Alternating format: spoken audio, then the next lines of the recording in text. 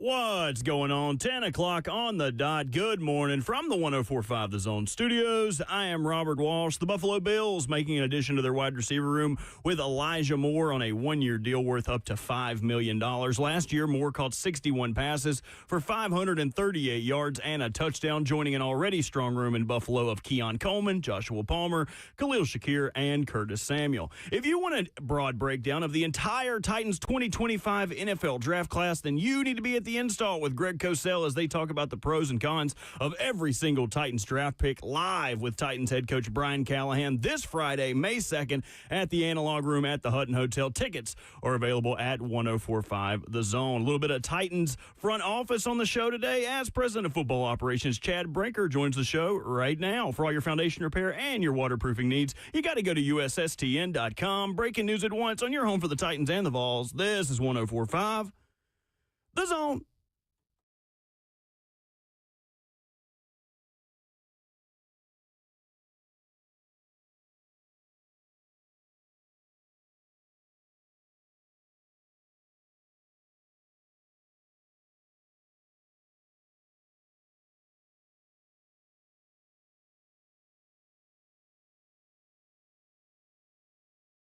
Good morning. Welcome into 104.5 The Zone. We're happy to have you. It's not just Robert and me this morning. We got Titans President of Football Operations, Chad Brinker. Somehow, somebody talked him into coming in here to do the radio show today. Chad, thanks for stopping by. Hey, thanks for having me. Yeah, man, anytime. It's not, I guess, the busy time of year for you guys on the front office side of things, on the football ops side of things. This, the opportunity to catch your breath a little bit. You get ready for rookie minicamp. I know the process of putting together a football team never really stops, but, nice to have the draft out of the way and have a class and UDFAs and all those kind of things in place. Yeah, we're looking forward to rookie minicamp next weekend, and especially as a scout, you get excited because it's like Christmas Day, and you're hoping they look good when they show up. Oh, yeah. No, for sure. And I know fans are fired up about it. It's always nice when you have the number one overall pick. Well, not nice to get there, but nice to have that, to be able to kind of jumpstart this thing as much as humanly possible. I just imagine, though, like you've been here now for a couple of years, so it's not like this is anything new. And obviously you've been in the league for forever and a day, not to age you. But I just wonder what the last 4 months in general for you in particular have been like, with everything that's changed around with the organization, with everything that you guys are trying to accomplish, and obviously the work not done, but how is this kind of falling into place based on how you envisioned it? Yeah, I think the first thing that we wanted to do is, get a general manager in here that I felt like was a rising star, and Mike Bergonzi. Just like the rest of us, we all got to perform on game day. And I thought Mike has done an outstanding job since he's been here. And it was important to bring someone in that spoke the same language and how we were going to build this program. So, I was just, there's a lot of work that's gone into this, hiring Dave Ziegler and Reggie McKenzie and kind of building out the front office. The most important thing is we got to get good football players in here and start winning some football games, and because the rest of it doesn't matter. But there's been a lot of other things that we're trying to just improve around the building. So I've been really involved in those things. Yeah, and I really enjoyed, and I'm sure, PR deserves credit for this as well, but the opportunity that you guys gave us to talk to Ziegler and to talk to Reggie and to talk to your national scouts, it's probably as well-rounded or as well-informed as I feel like I've been on how you guys actually go about the process of putting together a draft class and kind of just getting a little more information as to what makes it all work at almost every level. So I really appreciate you guys giving us that access this year. And, they got to hit the field first, but it feels like you're pretty pleased with the way that it all came together and the value that you guys were able to add. I know you talked about 5 picks going in, 9 players coming out, and the whole strategy behind that. Can you kind of help fans understand the strategy of picking up that draft capital and how you kind of weighed the pros and cons of the different offers that you got? Yeah, when you're a draft and develop franchise, you want as many at-bats at the plate as possible. So it's important to build that draft capital. Draft picks are currency. You want to build a team from the ground up. We want to homegrown our own superstars, and hopefully we have enough good players that we just can't pay them all. And when those players that we deem are the absolute best and retain those ones, there are other players that will leave the organization and get paid by somebody else, and then we'll get comp picks in return. So what happens is you keep a good balance on your roster between vets and youth, and I just think it's a young man's game, and you want a roster full of young, healthy, aggressive, determined players that are trying to make their way in the NFL. And if you have the right leadership in place to show them what it takes to be a pro and to excel in this league, I think that's a really good combination. Chad Brinker, president of football operations for the Tennessee Titans, hanging out in studio with us. So I think if there was one word that I had to use to describe Cam Ward, who you selected, who you guys as an organization selected number 1 overall, determined would probably be a good fit there.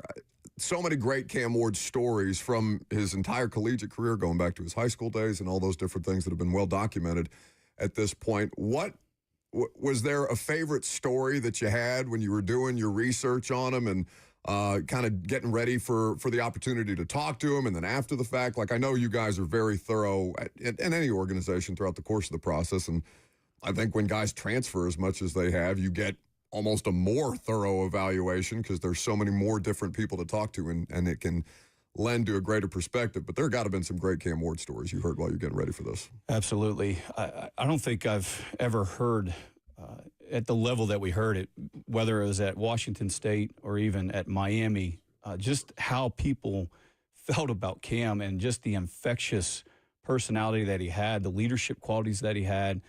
I had a chance to see him in the fall in person, and I have to admit I kept it to myself, but I had seeing him throw the football and the physical traits that he had was, it made you, it gave you a little bit some goosebumps, I think, and I was excited about him, but at the same time, there was just a lot more to learn about Cam. And as we came together as a group in the winter, around February before the combine, I've done a lot of work on him. Mike came in, did a lot of work. Reggie, Dave, all of us, and we came together as a group. We spent probably 2 weeks in the room late at night, evaluating every single game of Cam Ward, from Incarnate Word to Washington State to Miami. And I mean, we looked around the room like, wow, this could be a special player. But we needed to figure out who the person was, what type of guy was, because we all know how hard it is to play in this league, especially that position. And you have to be wired right, and you have to be able to see things other people can't see and have the instincts. But he sure looked like on film he had the spatial awareness. He had spontaneous instincts. He knew where to go with the football. He would take chances, and he's still got a lot to learn. And that doesn't mean he's not going to have, some issues in the National Football League. This is a league that will humble you real fast. But he definitely has all the tools, the mental tools, the physical tools, and then he has the leadership quality. Now, he has to earn it, and he knows that. And he's got to come into an NFL locker room and earn the respect of his teammates. And a big part of that is also performing on the field.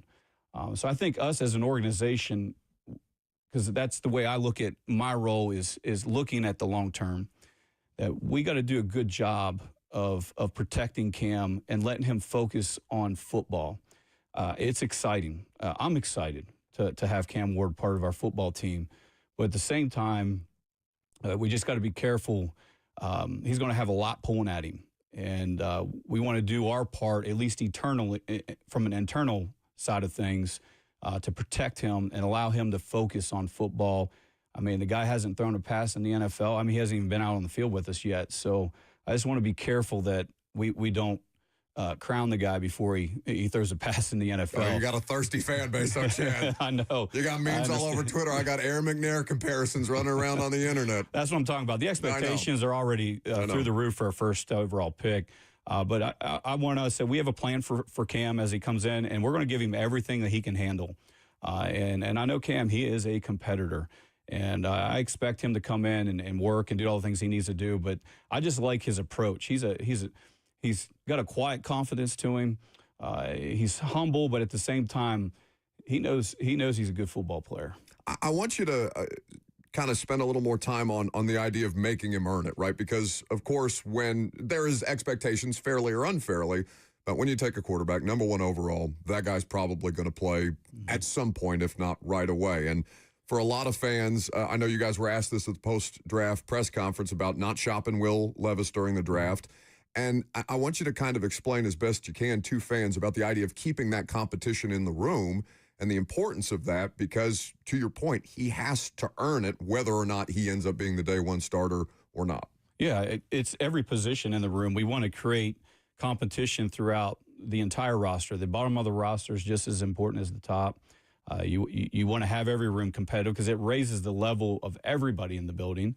And having Will Levis here, who's a young, talented quarterback that did some good things and still has a lot to learn, and he's growing as a quarterback, to have him in the room as well to compete with Cam, and Cam going out there. And I'm not trying to insult anyone's intelligence here, but I understand we took Cam number 1 overall, but both Mike and I come from organizations where we understand, we're playing the long game here, and we want to make sure, Cam is our future. I get that.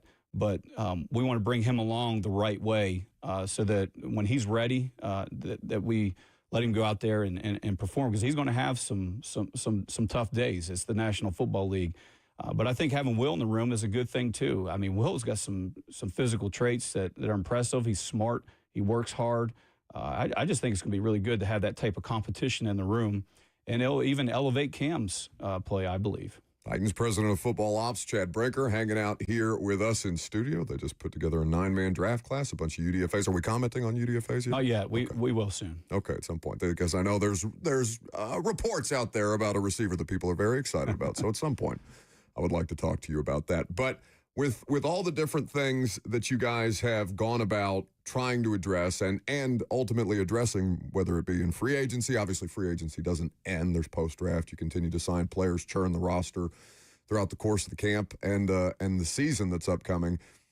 How did you guys prioritize the needs that you had while not being necessarily beholden to them in the draft, if that makes sense? Because you're going to come away looking around and being like, all right, we could use, an extra pass rusher here or an extra wide receiver there.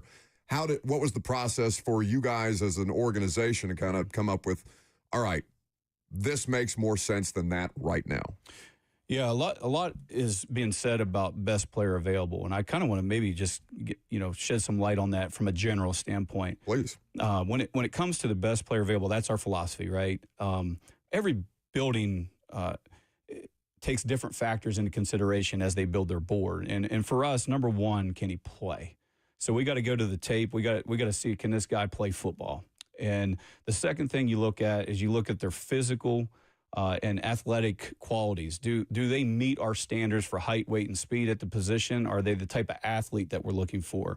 And then number 3, you look at the personal character. You look at the football character. Are they wired right? Do they love the game of football? And then what we mean by loving the game of football, that is loving Monday through Saturday. There's some guys that love to play on Sundays or love to play on Saturdays, but they don't necessarily love all the work that you got to put in throughout the week. So we want guys that are willing to that love the weight room, that love the film room, that are just gym rats. And then there's a medical component to this that affects our draft board, and then ultimately there's a projection part of this where we as scouts are projecting from our instincts, but also there's some data and looking at history and using the analytics to see what that projects. And then ultimately there's a value piece of this as well. Premium players at premium positions with premium picks. There are just certain positions on the field that impact the outcome of games more than others. And you got to draft those premium positions higher in the draft because they're just not going to be available later. So that's like a general overview of best player available. So it can be different for every team.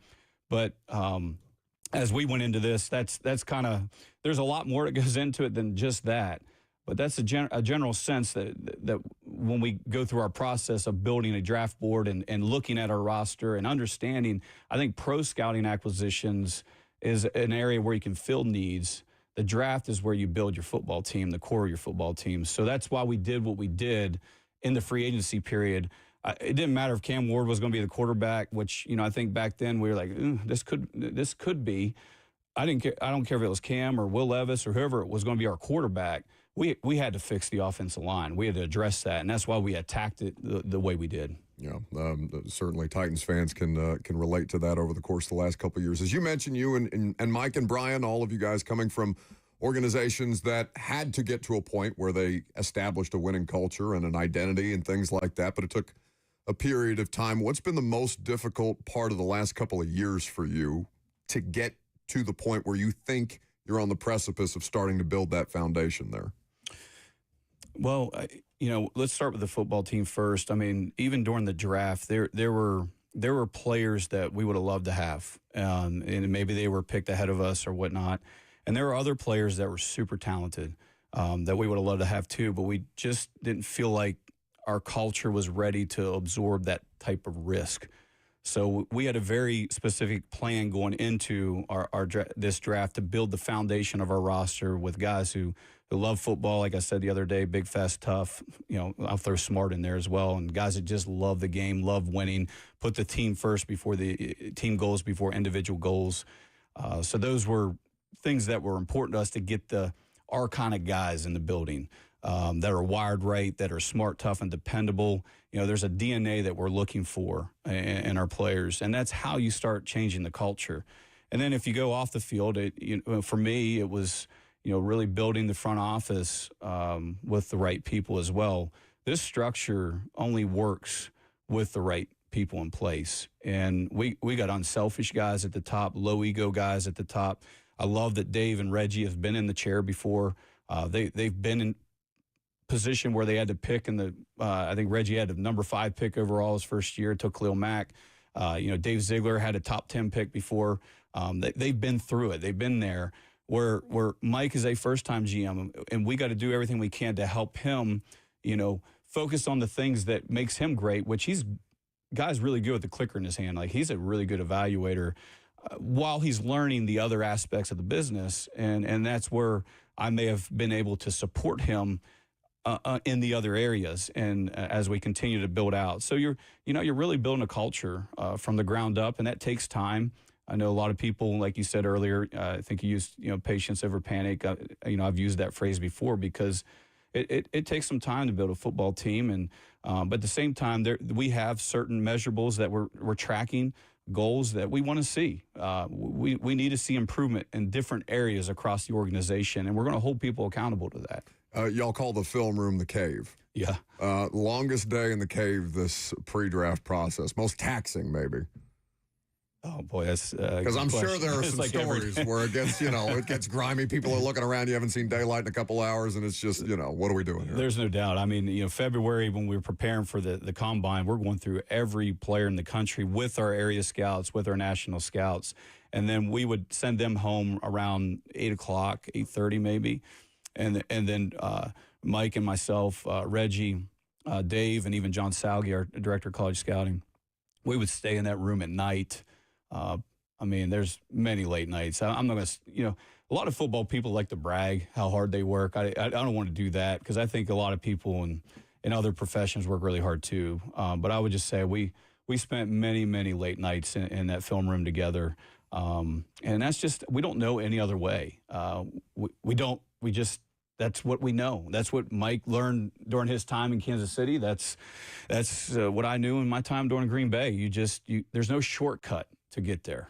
It must be nice, Robert, to not work with show ponies, low ego, selfless people. That's not our industry at all, is it? Who are you? I need a cave tour. I need to know what snacks are there. No, I need to know what the chairs are tour. like. No, you're not allowed to go. It's just me.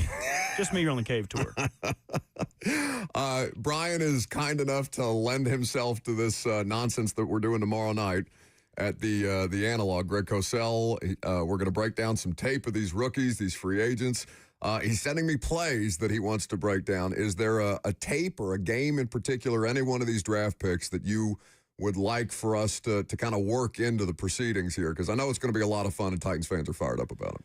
Yeah, you talking about this draft picks? Yeah. I would, one of the games that was really impressive to me, there was two with Cam Ward. It was the Cal game when he brought him back. I thought that was a really impressive game. And then he made some throws. It's one of the most ridiculous football games I watched all season. The officiating at the end, we don't get into. Right. You know.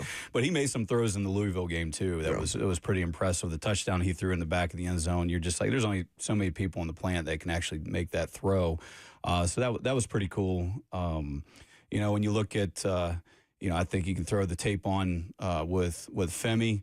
Femi's been, you know, he hasn't played much off the edge, and that's another, you know, projection type pick.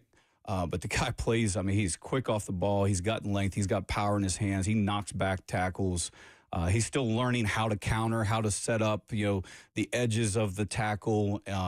But you know, every game I put on of Femi, he was playing really hard. You know, and then Kevin Winston Jr. We're really excited to get him. I mean, being 6'1.5" to, you know, what is he, 215? He ran a 4.51 5.5 months after ACL surgery. I mean, that guy has serious potential to be a good player in this league. I mean, he looks the part. You want that guy getting off the bus first. And he loves ball, and he's in the film room all the time. He's been impressive. And, you know, DK has some really good games there at Florida we were excited about. You know, Elick, we've all seen some of the stuff that he has done on the field. You know, Jackson Slater was really good at the Senior Bowl. A lot of people, I think that's where they really noticed him, which he did a really good job. And Mullins, just USC game, that was a pretty good game for Mullins, where he was running through the defense. You know, did I miss anybody? No. Marcus Harris. But, Marcus Harris. I think, the corner. He talked a lot about playing against Cam Ward both times at Idaho and at Cal. So he did. Yeah. I think he was pretty happy to have that guy on his team. So I gave you a lot of games to run through. Trust me, Greg has been burying me in plays that he wants for us to pull. So we're in the process of that, and we're looking forward to getting that done with Brian and the rest of the group tomorrow night. We really appreciate you stopping by. Yeah, thanks for having me. I enjoyed it. Robert, you got any notes back there? How did I do? I do. If I'm evaluating you as a prospect, Buck, you're pretty stiff. Just because somebody's in a suit in here doesn't mean you got to tense up like that. That's the Botox. And just looking at you, it kind of feels like you telegraph your next questions. You know, I can see you sitting in the chair. You're sinking your hips. You're giving away your route. That's pretty tough. And you get caught looking in the backfield a lot. Not a trigger downfield type guy. I got you as a UDFA, honestly. I'm not wasting a pick on you. I'll deal with you later. Thanks for hanging out, Chad. Yeah, thank you. Have a good day. I'm Buck Reising. It's 104.5 The Zone.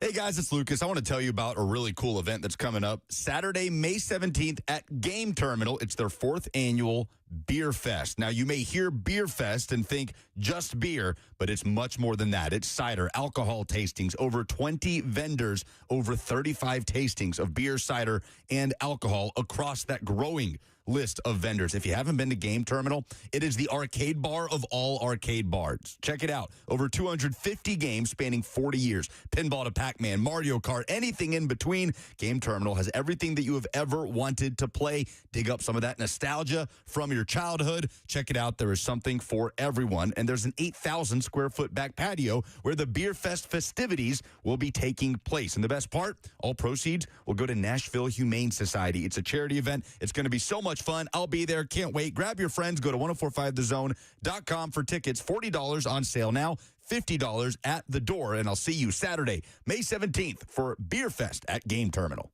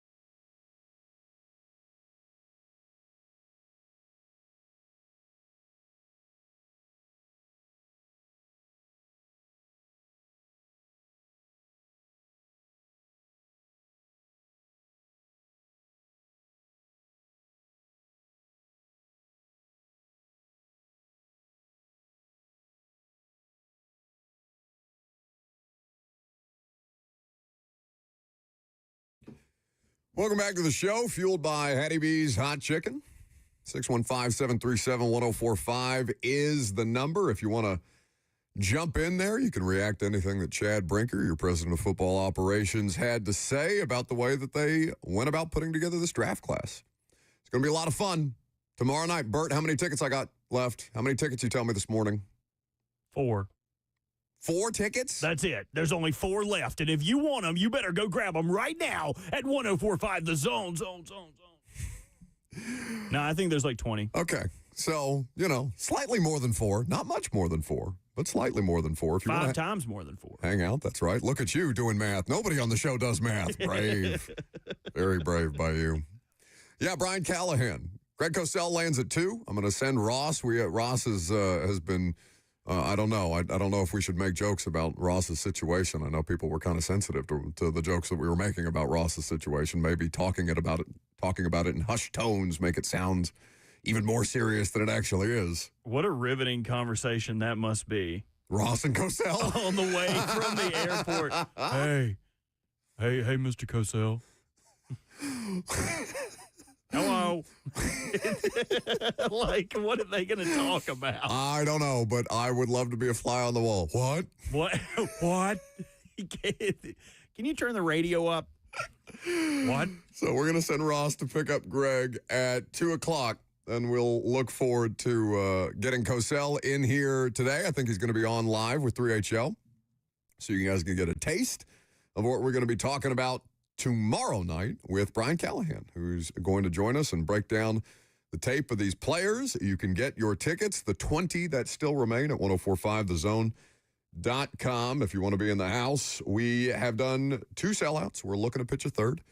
So we hope that you guys can stop by, say hi, talk a little shop. I know Callahan's excited about it. Greg's excited about it. I'm excited. I'll be excited after it's done. I'll be excited after it's done. My favorite part of the install live is when it's done, because it's a lot of fun to put on, but there's a ton of moving parts with this thing. Did we say something about giving tickets away? We ain't giving no tickets away. Y'all quit calling up here, bothering me back here. I'm trying to work. Did I say I was giving tickets away? Nerds. No. Go outside. Go buy your tickets. Bunch of bums out here trying to cop free tickets. Go. Look, they all hung up. What are y'all doing? What are y'all running away like cockroaches when you cut the light on? I'm doing this for charity, damn it. Buy these tickets Go for the buy kids. your tickets. For the kids. Think because I gave out the number right before I started doing the promo that we're giving away free tickets. No, go get your tickets. So the thing that I most took away from Chad Brinker and his visit with us there is what they identified in the locker room is a thing that, at least from the players outwardly talking about it last year, what they identified in that locker room was a locker room that's in need of leadership and direction. Not that it's completely devoid of it. There are plenty of players with NFL experience who you look to in certain moments, but they're looking to add more quality. I mean, I guess more quantity, but also more quality to the kind of leaders that locker room has, to get them pulling in the right direction, to get everybody on the same page. Obviously, the performance on the field is going to matter the most. Lucas and I had a pretty silly debate about this. It just turned into me and him shouting at each other, even though I think we both agreed what the other one was saying. But, that's how the things go sometimes. Where Lucas was kind of pushing back on me for the idea of, well, Cam Ward has led this way his entire life, but will he be able to lead a bunch of grown-ass men in the same way? Will he immediately have that kind of presence that he did in the way that Josh Pates described, stepping onto campus at Miami after 48 hours and basically running the show before he's even got the playbook down and things of that nature? Ross has called in, and he is upset with you. What do you want? Aren't you supposed to be doing something right now? Can you not just be attacking me on the radio when I can't defend myself? Can you not be so clout thirsty that you call in so that you can have a presence on the radio show just because we sent you to do a task and happen to mention you? Well, someone's got to pick up Cosell. It's not going to be me. Go get him, bud. See ya. Look at him seeing an opportunity. Oh, somebody said my name. Let me call. Good for him. I love that he doesn't even have the main studio bat line, that he has to call in like the rest of them. Shut up. That's how you know you have to go pick up Cosell. Thank you, Ross. But to me, identifying, how you go about identifying, all right, this locker room, it needs something. What that something is, we got to figure it out. And maybe it's just, people have chalked this up through the course of NFL evaluation as that dog in them or the it factor, all these other things that we say when we don't know what the hell we're actually talking about, but it's just some kind of quality or characteristic that we have trouble defining the intangibles of it, right? All right, well, that guy has it, and my locker room doesn't.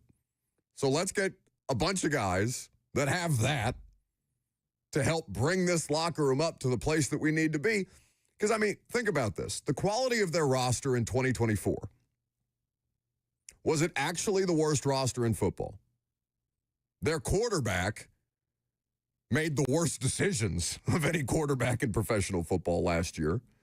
And as a result, it nuked everything that they were trying to accomplish. And I'm not advocating for Nicholas Petit-Frere being better than he actually was, or Jaquan Jackson being better than he actually was, or anything like that. I'm not saying that this was a significantly better roster. But if they don't have the quarterback position go nuclear, is this a team that's completely devoid of talent? I do not believe that Calvin Ridley is a bad player just because he played for the worst team in football last year. In fact, I think the world of Calvin Ridley for being able to put a 1,000-yard season together, dealing with the drop issues that he had on the front end, and then the quarterback issues that he had all year long. Tony Pollard the same. Like, there's things there that make me think I'm not going to get ahead of myself, as I did last year. And look how that turned out. But there are things there that make me think, all right, this roster's not as bad as the results of last year say that it is, even though it is not a good roster, a good NFL roster by any stretch of the imagination. They are working their way up to good. And then beyond that to divisional contender, and beyond that to perpetual playoff contender, and kind of getting into a place where Brinker described as where the elite organizations exist, where you just got too many good players to pay. And you let the players that you don't absolutely have to have walk. You start to dip into the compensatory pick formula, and you start to regenerate your roster organically year over year to the point where you don't have to be spending God knows how much on L'Jarius Sneed and Chidobe Awuzie and Calvin Ridley and Kenneth Murray and Lloyd Cushenberry. A good percentage of your roster, or a good percentage of your salary cap, devoted to a handful of free agents that you're just bringing in here because you got money and you don't know what else to do with it, really. That's what last year was. So we'll see what becomes of the rest of the roster and how things are elevated around Cam Ward. Are the expectations that are being placed on Cam Ward fair as the number one overall pick? Because I've talked about this. I hate the McNair stuff. I hate it. I know that fans are going to be pissed about that. I know they just want a reason to be excited. I hate it. I don't think it's fair to do to that kid. But everything else, I think, is completely fair. You're the number one overall draft pick. Bert, I do those Q&As on Instagram for A to Z on Tuesdays, and somebody sent me a question to the effect of, well, when you look at Cam Ward and statistical production and, you know, the kind of things that he can bring to the table, I just want him to be as good as Justin Herbert. I think Justin Herbert was the comparison that they wanted, or at least that's the kind of rookie production that they wanted. You could cite C.J. Stroud. Joe Burrow got hurt in his rookie year, but these are players that had success their rookie year while not being on good football teams. And we're able to show you, yeah, that guy matters. But Cam Ward, when was Justin Herbert drafted? He was top 5 for sure, but he wasn't the number one overall pick that year. Cam Ward is the number one overall pick. Justin Herbert may have greater tools or greater traits than Cam Ward brings to the table. But if you said, well, I just hope he's Justin Herbert, yeah, that'd be nice. And that's a franchise guy, and that's somebody who's on a second contract. But just how much appreciable winning have the Chargers done with Justin Herbert when it matters? To me, at some point in Cam Ward's career, right? I'm not talking about his rookie season, but to me, that guy cannot be, your desire cannot be for a player who I would argue, if Trevor Lawrence didn't exist, would be one of the most underachieving quarterbacks in pro football in Justin Herbert, even though he has all the things that make you think that guy is going to get us over the hump. For Cam Ward, I have a higher level of expectation, just as I had a higher level of expectation for Trevor Lawrence, who has been the most underwhelming and underperforming player in pro football, especially given where he was drafted. That number one overall draft pick comes with stakes, whether you, as Cam Ward, downplay or discount where it is or the importance of it. It may not mean anything to him. I like that it doesn't seem to mean anything to him, because that means that he acknowledges and he's very aware that the work hadn't even started yet.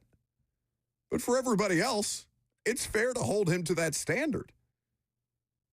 This guy has to come in here and turn the franchise around, elevate everything around him. He has to be properly supported. They have to do their part, the players, the coaches, the front office, the organization top to bottom. We've talked about this a million times through. But he has to be the guy.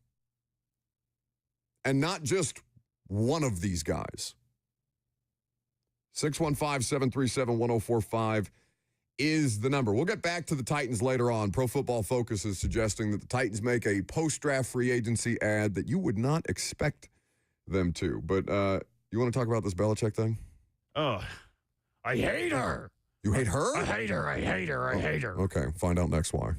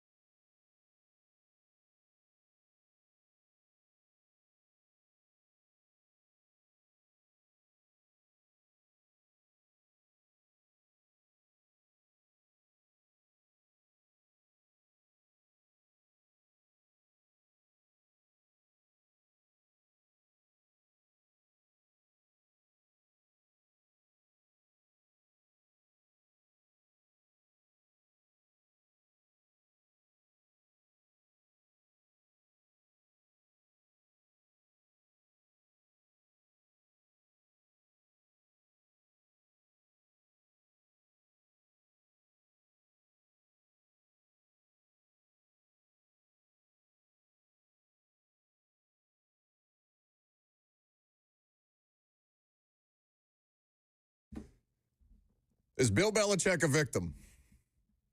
Or is at least he playing one?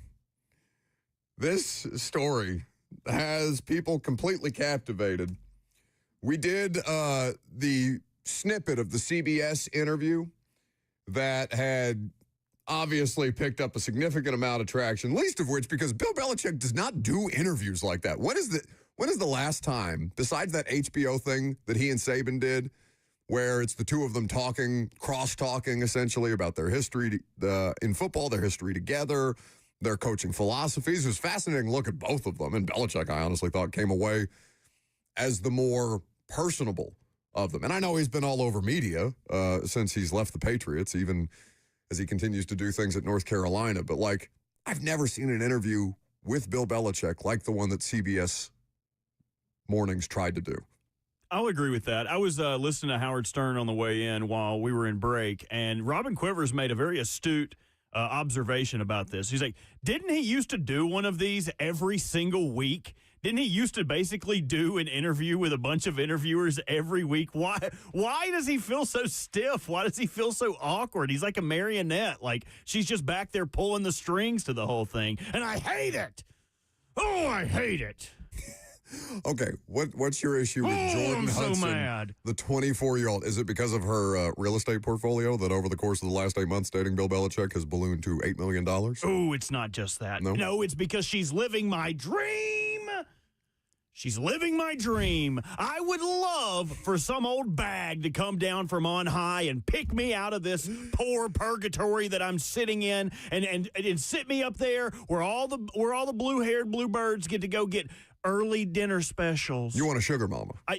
I don't know what you would call an older woman. I don't think it could be a sugar mama. Why is it a sugar mama? That it doesn't. I don't feel like it's like. But it's not a cougar grandma? either. What are you want looking for here? An old cougar. You have a microphone and a platform that reaches about 2 million people. Do you have an on-air advertisement that you would like to submit to the people of Middle Tennessee, Western Kentucky, Northern Alabama, and Georgia? All right, listen to me. Any of you old widowed women out there that need somebody to come into your life to add a little fun, add a little positivity, add a little Bert, you need to call Robert Walsh, Triple B, Big Boss Bert, because I'll come down there. I'll rub your bunions. You'll have the smoothest feet at the retirement community. We'll go play bocce ball. We'll do crossword puzzles. We'll go walk on the beach as long as your ankles will allow it, and then I'll push you the rest of the way in a wheelchair. We'll go to every early bird special. We'll reap the benefits of your pension, your what the hell's that thing? Is it we that you'll reap the benefits of her pension? It is I, because I will be providing the services of a young, strapping lad. I will be the boy toy of said older gal. Young or strapping is a word that you're broad. I don't know that I would describe you as strapping. That's what I'm looking for, an old broad who is willing to soon part with her money so Bert can be a little richer. Now, listen, you ain't got to like it, but I'm just saying it's hard enough to get your kids to visit you over there. You might as well let me come and visit you, and that's exactly what Jordan's doing with Bill. Bill don't give a damn about anything she's doing. She is getting trademarks with Bill Belichick's name, so when he finally just says, I'm over this, she's going to own the whole domain. Mm-hmm. She's going to own everything. As much as we would love to be like, oh, she's not dumb. She's whatever she is, she's not dumb. If I was 24 years old, when I was 24 years old, there is zero chance I would be able to orchestrate something like this. A hostile takeover of one of the greatest franchise icons in football history and just say, you know what, everything you've done your entire life to build up your reputation, I'm going to take that away. I'm going to take your money away. I'm going to take your freedom away. I'm going to make you go to college and be a coach there where you've never done anything like this in your entire career. I'm going to put you on a CBS Good Morning television set and have you answer questions about a book that you are trying to sell, which is hilarious, by the way, that Bill Belichick is writing a book before his career is over, now needs the media to sell it, does not anticipate the idea that they are definitely going to ask him questions about the 24-year-old he's doing beach yoga with. Also, when that is the least Bill Belichick thing I've ever seen in my life. How is it that he was surrounded by the Patriots PR, who was at the time probably one of the better PR people in the, I mean, they had to handle the Aaron Hernandez stuff, had to handle Deflategate. Stacey with the Patriots has done the Lord's detective's work for a long, long time. How can he not see that this is being done so poorly? You would rather something be like out of the news cycle and stop talking about it, but instead of letting it die on the vine, you put out a statement? Oh, CBS misrepresented, and it was all cuts and clips. No, I've got it.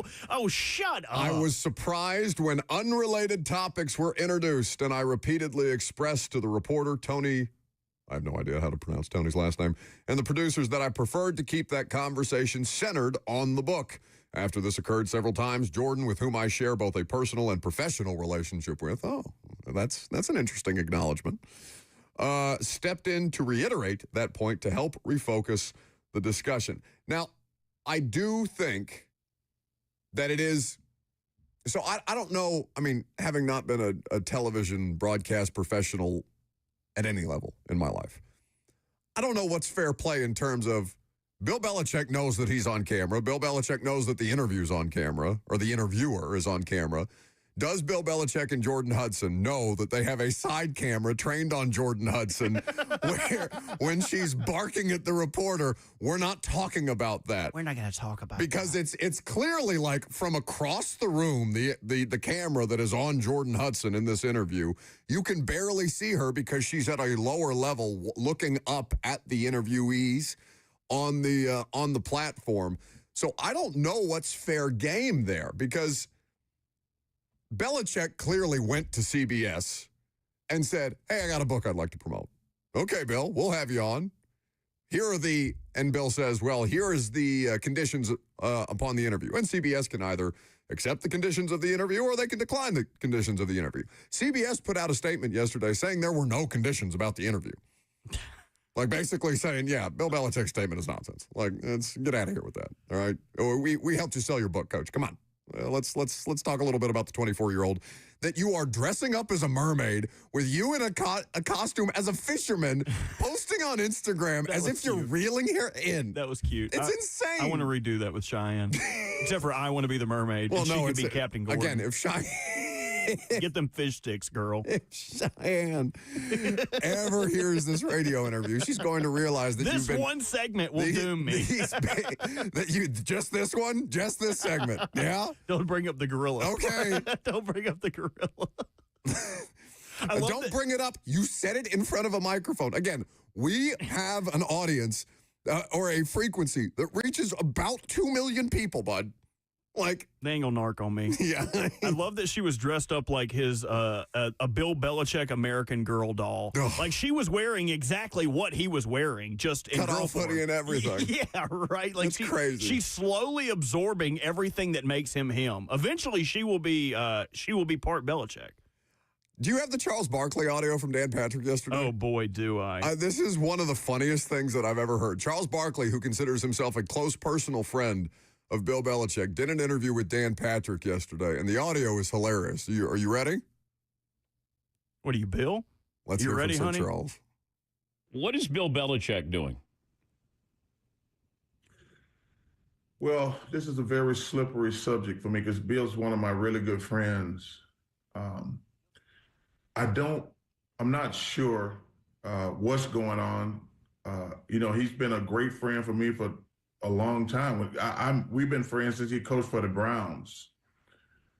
I think he got to be very careful right now. This is starting to be on a very slippery slope. He's the greatest football coach ever for him and Nick Saban, for college Nick Saban, for Bill to NFL. Yeah, I from what I'm hearing, it's starting to be a very slippery slope. And I never talk about people's personal relationship. That's another rule I got. But I'm gonna do it right now. But I will admit, I'm a little concerned with some of the stuff that's going on. And I might actually reach out to him and make sure everything's good. But I am concerned from what I'm hearing, because it's not a good look right now. I'll admit that. And he's such a control freak, but he's relinquished control, it feels like. That's what's surprising to me. They're treating this as if it's a serious investigation. Man, I have very strict rules on things about, don't ask me no personal questions. Nobody in my family can speak. No, I'm the one who's famous. I'm the one who have to deal with all the crap. No, don't speak. Don't say anything, because if you say something, it's just going to muddy the water. That's what I call it. If any family members speak out, it's just going to muddy the water. And yeah, I'm a little concerned. I'll admit that. Yeah, I don't come out and talk about any of my close personal friends, but yeah, what he's doing is a disaster. Yeah, but that one. He's going through it, man. Bill, come back to us, brother. I don't know. Maybe he's happy. He seems happy. I don't know. Day, I'm not mad at him. At the end of the day, if he's happy, you know what I mean? You only get one chance in life to be a 60-year-old dating a 20-year-old. You get one chance in life. You might as well knock it out of the park. Swing like you can't miss, Bill. Keep doing it. Knock it out the frame. It doesn't seem like it's stopping anytime soon. She's going to get more and more ingrained in everything Bill Belichick, to the point where she's then grunting and snorting at press conference interviews instead of speaking in her normal voice. Anyway, coming up next, we'll get back into the Titans. Pro Football Focus suggested that the Titans add a free agent after the draft that you would not expect. I'll tell you who that is coming up next.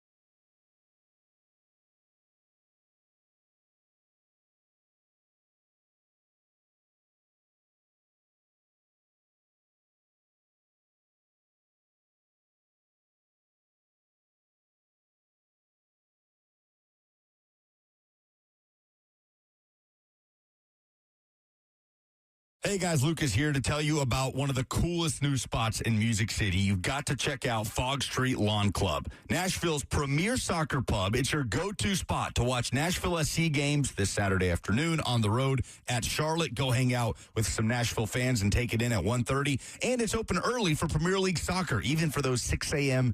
kickoffs.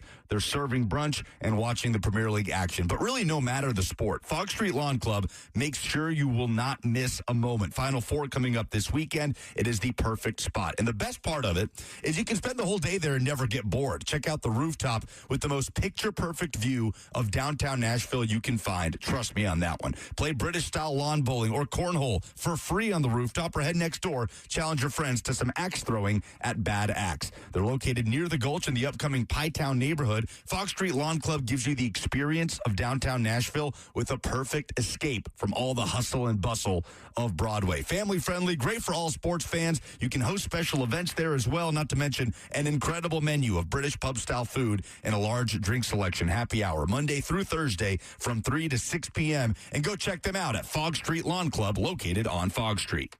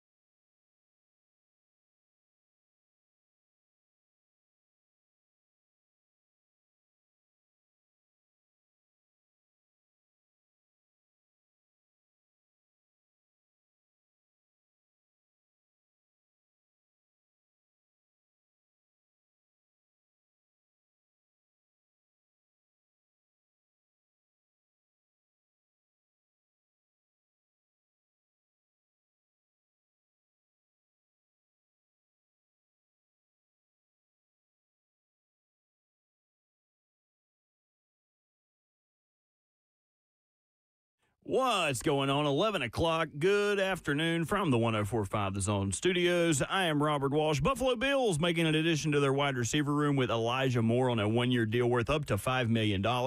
Last year, Moore caught 61 passes for 538 yards and a touchdown, joining an already strong room with Keon Coleman, Joshua Palmer, and Khalil Shakur. And if you want a broad breakdown of the entire Titans 2025 NFL draft class, then you need to be at the install with Greg Cosell as they talk about the pros and cons of every single Titans draft pick live with Titans head coach Brian Callahan this Friday, May 2nd at the Analog Room at the Hutton Hotel. Tickets available at 104.5 The Zone. A little bit of Titans front office on the show. In studio today as President of Football Operations Chad Brinker joined the show earlier. If you missed that, make sure you check out the podcast or the video on the Zone's YouTube page. For all your foundation repair and your waterproofing needs, you got to go to USSTN.com. Breaking news at once on your home for the Titans and the Vols. This is 104.5 The Zone.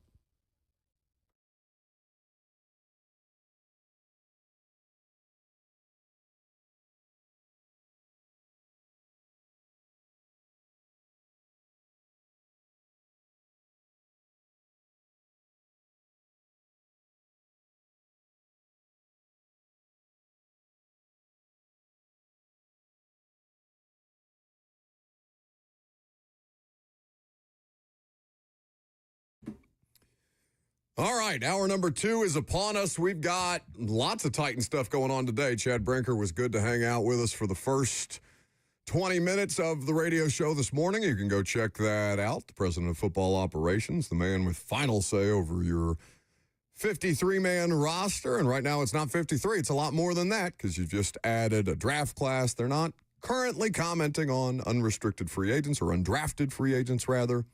But speaking of unrestricted free agents, some are expected to speak at noon today. Brian Callahan's going to give a press conference. We'll carry that live for you, and we got your phone calls in the meantime. 615-737-1045 is how you jump in. Facebook, YouTube, Twitter, and on Twitch is where you can live stream the show and get your tickets for the install because Bert has dropped the link into the live stream chat for you at your convenience. I only have 20 left. Only 20 left. You can get them today. If there are any left, you can get them at the door tomorrow, but you're going to want to be there. It's going to be a lot of fun. All right. So you put this in the grid this morning, Robert, and you told me that PFF had presented an argument for the Titans to go out and sign one big-name free agent in the post-draft free agency process.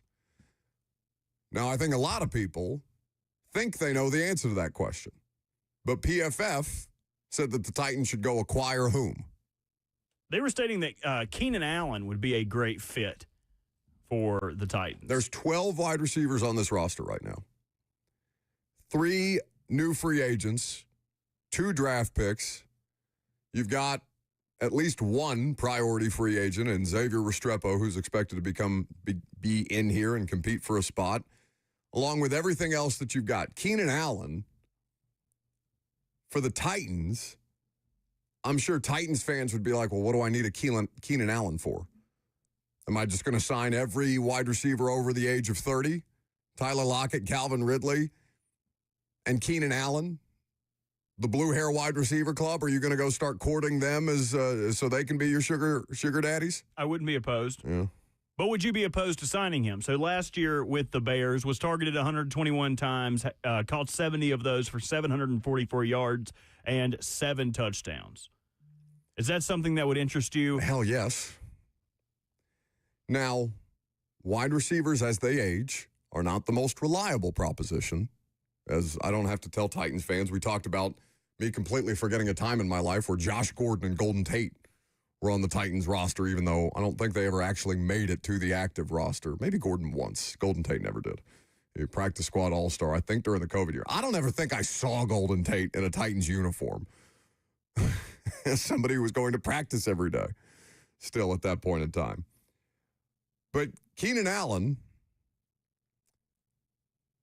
I guess it just depends on what you want for Cam Ward. Do you want him to have the possible or the most gentle landing spot that he could on a roster that's not great, with an offensive line that's been refurbished? It may not be great, but it's theoretically good enough, or it projects to be good enough. We'll see what it actually looks like. Calvin Ridley, who's a 1,000-yard receiver. Tyler Lockett, who's 33 years old, not a 1,000-yard receiver, has been in his career, but is very available, very reliable, very durable. Keenan Allen, who's definitely past the peak of his powers, but if you ask Titans fans, well, would you rather have Keenan Allen or Bryce Oliver? Are a lot of people going to go for Bryce Oliver in that discussion? Are you banking on Colton Dowell to give you a lot of snaps this year, are you? And that wouldn't be my hesitancy. I'm not really worried about him taking stuff away from them. What I would be worried about would I would like for him to take stuff away from them. I would like the Colton Dowells and the Jaquan Jacksons and the Bryce Olivers of the world to kind of be weeded out. Not anything personal against them, but just like I want the floor of the roster raised. And those two guys in particular, Jaquan Jackson and Colton Dowell, they've really contributed nothing since they've arrived here. And I feel like they've kind of done that through the draft already, adding the two with the picks, adding Xavier Restrepo, pending whatever the hell's pending with all these UDFAs. But, like, in adding those guys and then adding Keenan Allen, do you hurt their development? You take snaps away, you push people down, so they're, instead of getting more reps with maybe the second team, they're on the third team getting the fewest amount of reps. Is that something you would be worried about in signing Keenan Allen, hurting the development of their rookie training camps? Or you say, hell with it, I want to win now. I want to score touchdowns now. See, it's a complicated thing with wide receivers and a new quarterback, right? Because if Keenan Allen is coming in here, he's a vet.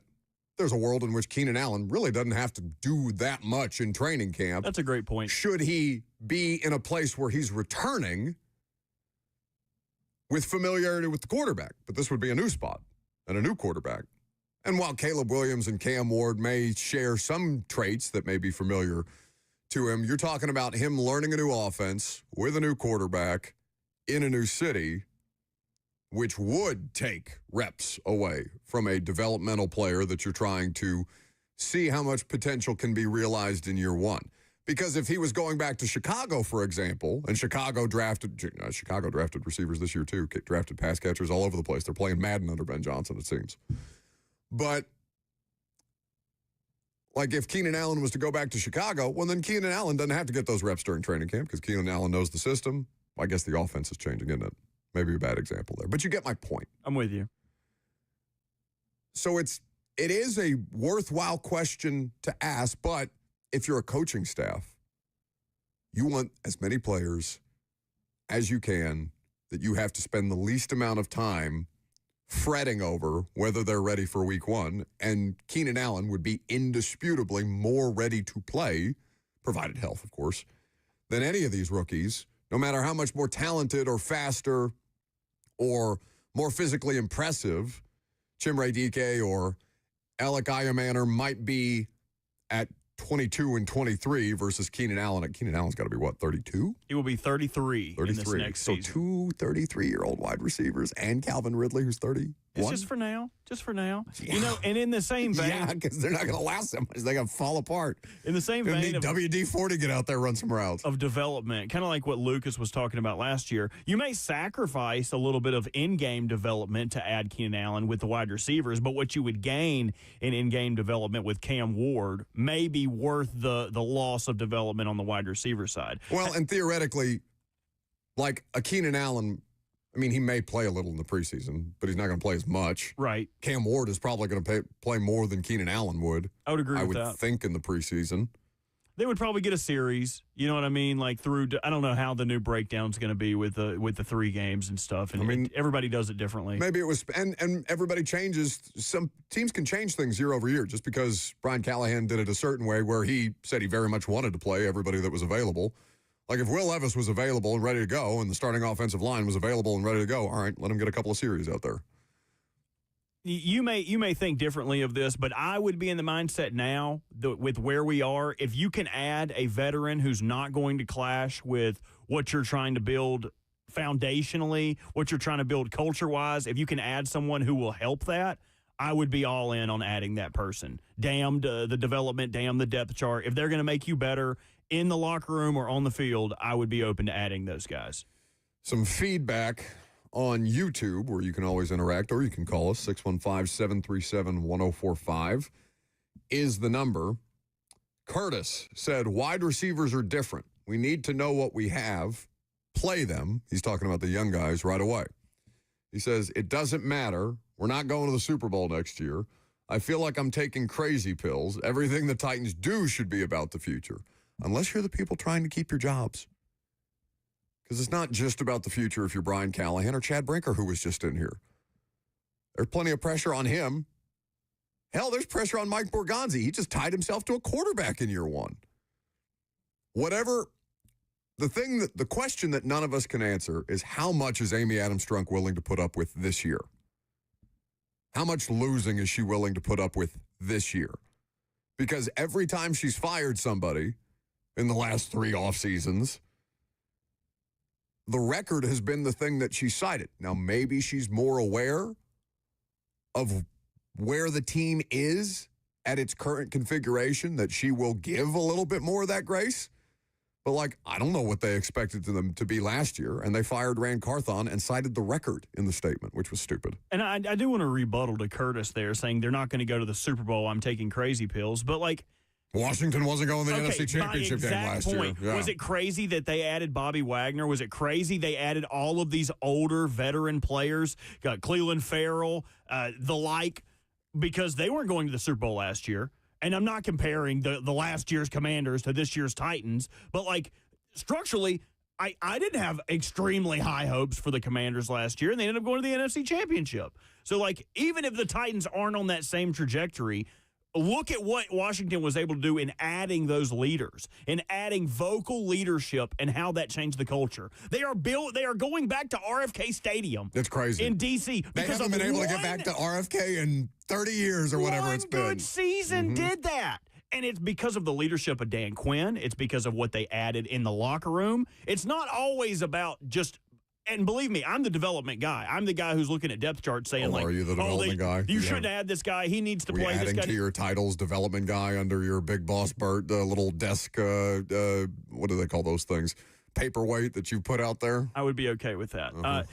I'm not banging the table for them to add Keenan Allen. I'm only banging the table for them to add people that make this team or make the culture shift easier or better for the coaching staff. That's what I'm here for. And for the rookie quarterback. Keenan Allen makes life easier on a rookie quarterback in year one, which helps him develop. Huh? What? Curtis says, what? We were a last-place team. So were the Commanders.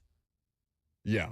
Being a last-place team doesn't mean diddly to me. Curtis's commentary on YouTube, and I don't want to spend one too much oxygen on somebody, and it's, respectfully, Curtis, because he says, we are doomed if we play in short term. Yeah, Joe Shane and Brian Daboll don't care about 5 years down the road. They're trying to win now. If you think that people don't say that they're planning for the long term while doing things in the short term to preserve their professional livelihoods, you just don't understand how NFL organizations work. Would you love for people to be caretakers of your organization no matter how many different times it changes hands across coaches or general managers? Some cases, ownership. Of course you would. That's not how these things work, because just like you're a human being and you make mistakes, they are also human beings that make mistakes, as evidenced by the hole that they found themselves. Trey on YouTube also brings up Amy Adams-Strunk. He said, Chad said she knows the plan and is on board. Okay, but what does she say? That's one of my biggest frustrations. I know what they say about her, the people that work for her, until she doesn't, because they told Diana Rossini in 2023 that it was ready, steady, Vrabel, and then they decided they were going to fire him 6 weeks later. Just because, well, Chad said she did this. Yeah, I know Chad said that. That's his boss. He's not going to say, yeah, I don't know, man. She might get a wild hair, come downstairs, decide to clear house again. But she could. Of course, you're not going to say that. It's just the naivete sometimes. It's crazy to me. They must be broke. They're trying to bet in the chat now. So bet on what? Us. They're saying put money on it. I don't even know what we said that was bettable. What are we putting money on? I guess putting money on Hattie B's. I would love to get some delivered to the studio today. Are you asking me for free lunch? Yes. Okay. We can negotiate during the commercial break. 615-737-1045 is the number. Which AFC team got better? AFC South team got better in the offseason, and which AFC South team improved the least? We'll debate. I'm Buck Rising. It's 104.5 The Zone.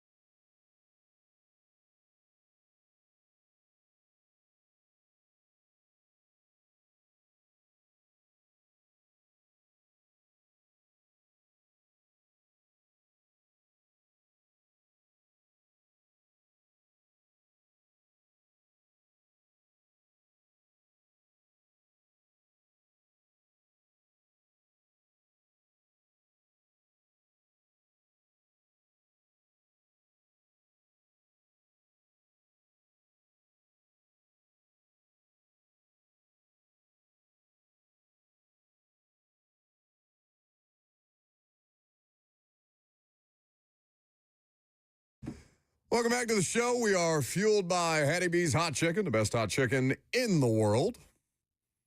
You forgot to negotiate with me for your free lunch. That's on you. I had to negotiate? Well, yeah, you don't just get things. What do I get in return for purchasing lunch today? I will continue to produce the show at a very high level and not have belly grumbles. That's a high level, what you just called that dead air that we had for about 5 seconds there. That's a high level? I don't know what you want me to do. I'm writing a very stern email to the OPEX operating system. You're having ChatGPT write your emails for you. Don't lie. Don't gaslight me. There ain't nothing wrong with that, by the way. No. It's a huge time saver. Listen, I've discovered ChatGPT recently as a means of planning things and organizing things. It's made my life infinitely better, which means that, at some point it's going to come for us all, and Skynet, and the world is going to end, and we'll be fighting the machines. But until then, I'm going to use it to be lazier, which is great. 615-737-1045 is the number. So NFL teams can't afford to be lazy, of course. You got to get back off the ground after you finish as poorly as a lot of teams in the AFC South did. Ironically enough, I know that I have said this many times over, but the Indianapolis Colts winning 8 games last year is still shocking to me. Every time that I look at the divisional standings in the AFC South to see how these teams finish. And we get through the draft, and we see, obviously the Titans and the Jags jockeying at the top. You see a player like Tyler Warren, of course, from Penn State going to the Indianapolis Colts. You see the Houston Texans adding wide receivers. Every player named Jalen apparently in the draft, all different variations of spelling of the name Jalen. But loading up on wide receivers, even though they had probably the best wide receiver room in the division as the rating for 2 straight seasons, AFC South champions. And the question becomes, all right, how much better did these AFC South teams get? And how much further does that put a team like Jacksonville or Tennessee or Indianapolis from unseating the top of the division, which right now it just looks like Houston is going to walk? I mean, nobody's assuming coming into this year, certainly not based on the gambling odds, that anybody's knocking C.J. Stroud and the Houston Texans off anytime soon. I would agree with that. They also had the largest free agent class in the division, adding a ton of players, extensions for a ton of players. And they did that last year, too. I mean, They were adding pass rushers all over the place.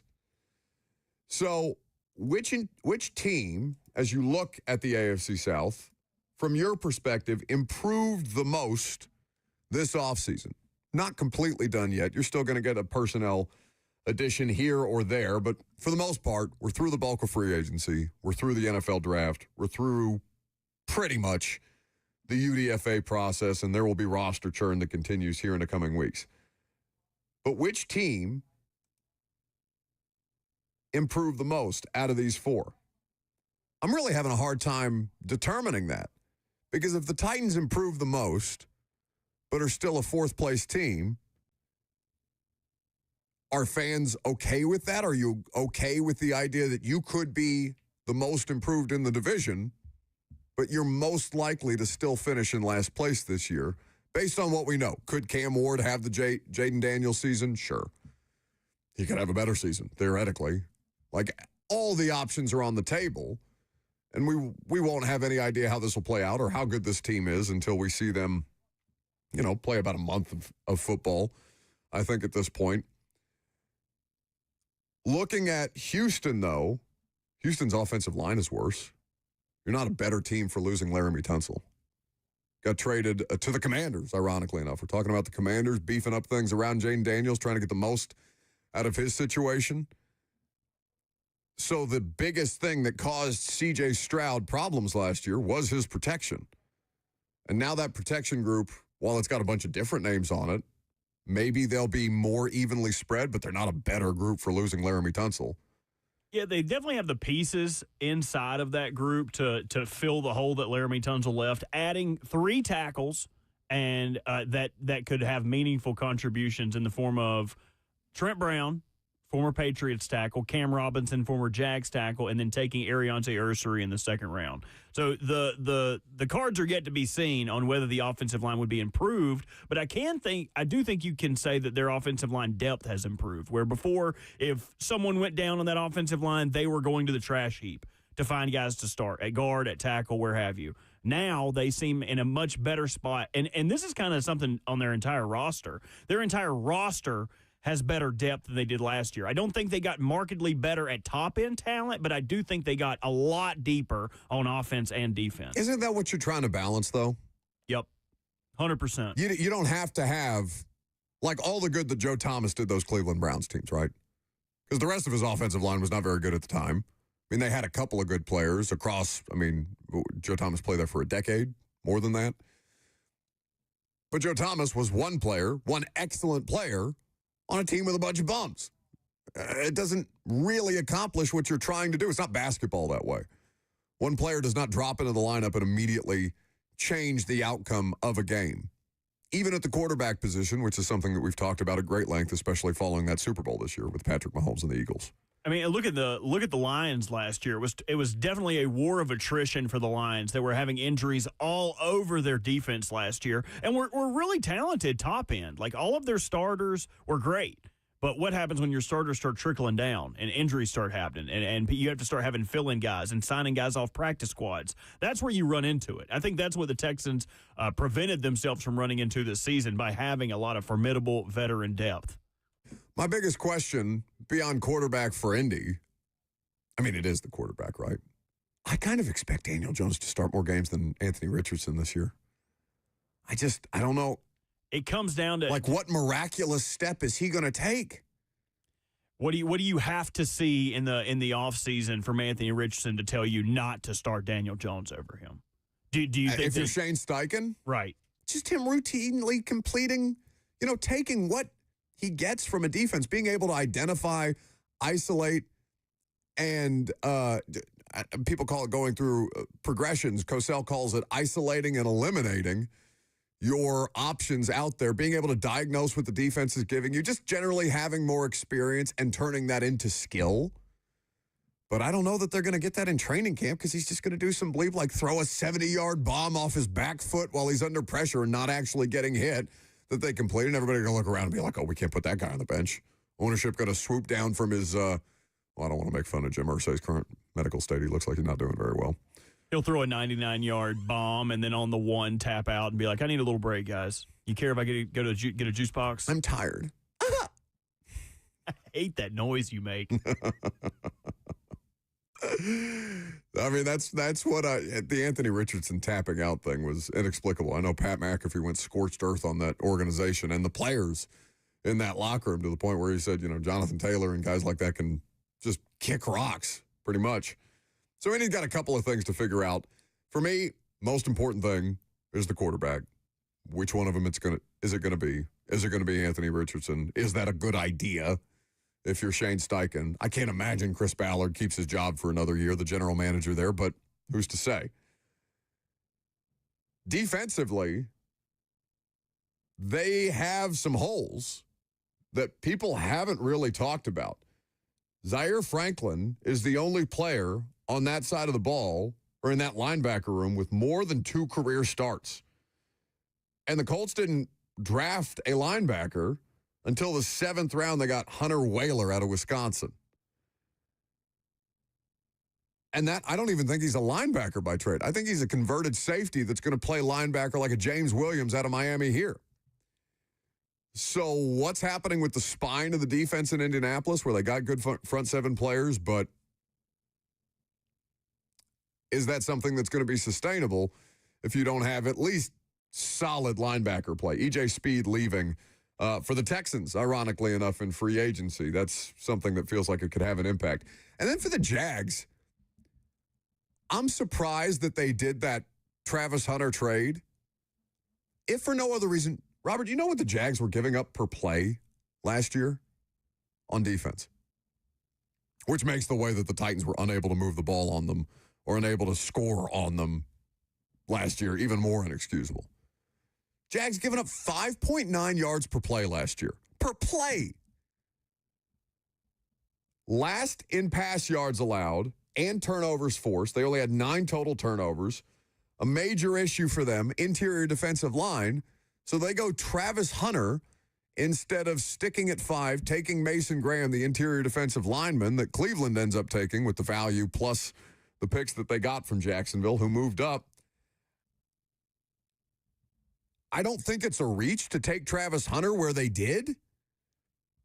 We've talked about the value for both Cleveland and Jacksonville, but the fact that they really didn't double down on their defensive line unit for both pass rush and stopping the run, I don't know. Are they expecting Trevor Lawrence and Brian Thomas Jr. and Travis Hunter to be able to score 30 points per game like they're the Buffalo Bills? I just don't see that next year. Tennessee, it comes down to Cam Ward and the weapons.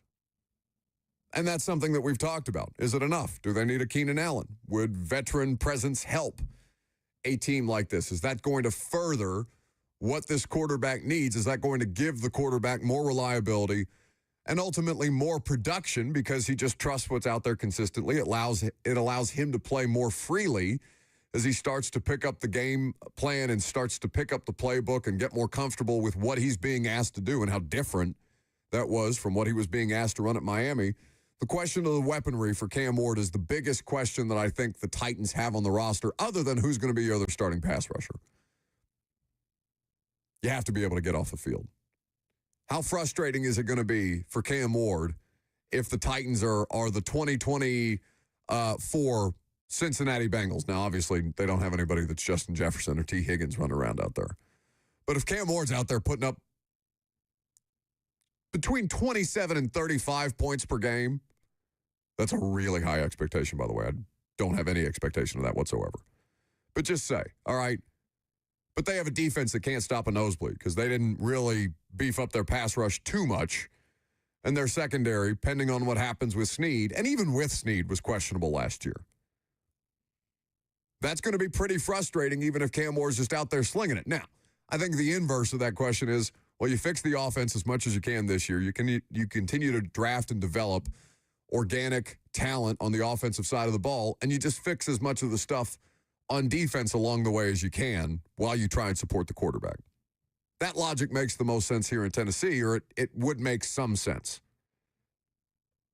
It would still drive me crazy, though. That's based on, you were here the day that Josh Pate was here, right? I was. And he talked about how they specifically set up certain situations for Cam in practice at Miami. To frustrate him. To frustrate him and trying to, see, okay, can you go back down the field again? Can you throw another touchdown pass here again if we call holding on back-to-back-to-back plays and just keep backing you up in the final drill of practice to where you're sweating, you're in the South Florida sun, you're in the heat, guys are pissed, guys are exhausted, guys are frustrated, you're frustrated. How do you respond? Do you cave in that moment? The Cal game with Miami last year, which you could argue that Cal could have had that game had it not been for the officiating at the end of the game. And Cam Ward did not play his best game, throwing a couple of interceptions in that, having to drag them back from what would have been one of the biggest upsets of the college football season. Now, ultimately, their defense was awful at Miami last year. And Cam Ward did a lot to bail out both sides of the ball, to be completely honest with you. So much so that Miami fired their defensive coordinator this past offseason and has tried, it seems, significantly to address those needs in the portal. I think it's Houston. I think the Houston Texans are the most improved team in the division. I think what they've got on both sides of the ball would scare me. They've got, is C.J. Stroud better than Trevor Lawrence yet? I don't think you can make that argument yet. Even as Trevor Lawrence is, like I said, the most underperforming player in professional football from my perspective. It's tough because I feel like a lot of times we confuse value with who is better. Like C.J. Stroud right now is the better valued quarterback because he's young. He's on his rookie deal. But I would say that Trevor Lawrence is probably the better quarterback right now. I would agree. And it's not just because C.J. took a dip last year because his offensive line was terrible, and you have no idea what C.J. Stroud would have looked like had he gotten better protection. They fired the offensive coordinator in Houston. They fired the offensive line coach in Houston. They fired the star left tackle. They didn't fire him. They traded him to Washington so he could be a star left tackle for another franchise. Apparently, D'Amico Ryan's big on culture. Apparently, Laramie Tunsil not. So that was one of the reasons why they felt it best to try and recoup what value they could. And Laramie Tunsil is a player that does have great value, even though he's coming off Not one of his best seasons. But I think with all the wide receivers that they keep drafting, why the hell do they need all these wide receivers? Who are they? How many guys are they going to try to get the ball to? I mean, that was kind of their problem last year. We talked about the injuries, like Tank Dell going down. I think Nico Collins was injured to start the year. A lot of banged up guys. But again, the depth at that wide receiver room is insane. Oh, my God. I just couldn't understand why they kept taking both Iowa State receivers, every player named Jalen under the sun.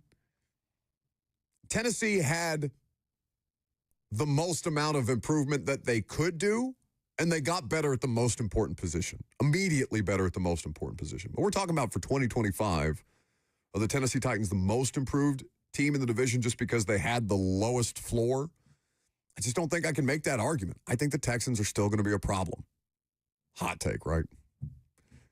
615-737-1045 is how you chime in. In the meantime, Josh Heupel, among many other Vols dignitaries, were on 3HL yesterday, and he spoke out on what he called a different situation than the situation we've been talking about for the past, month.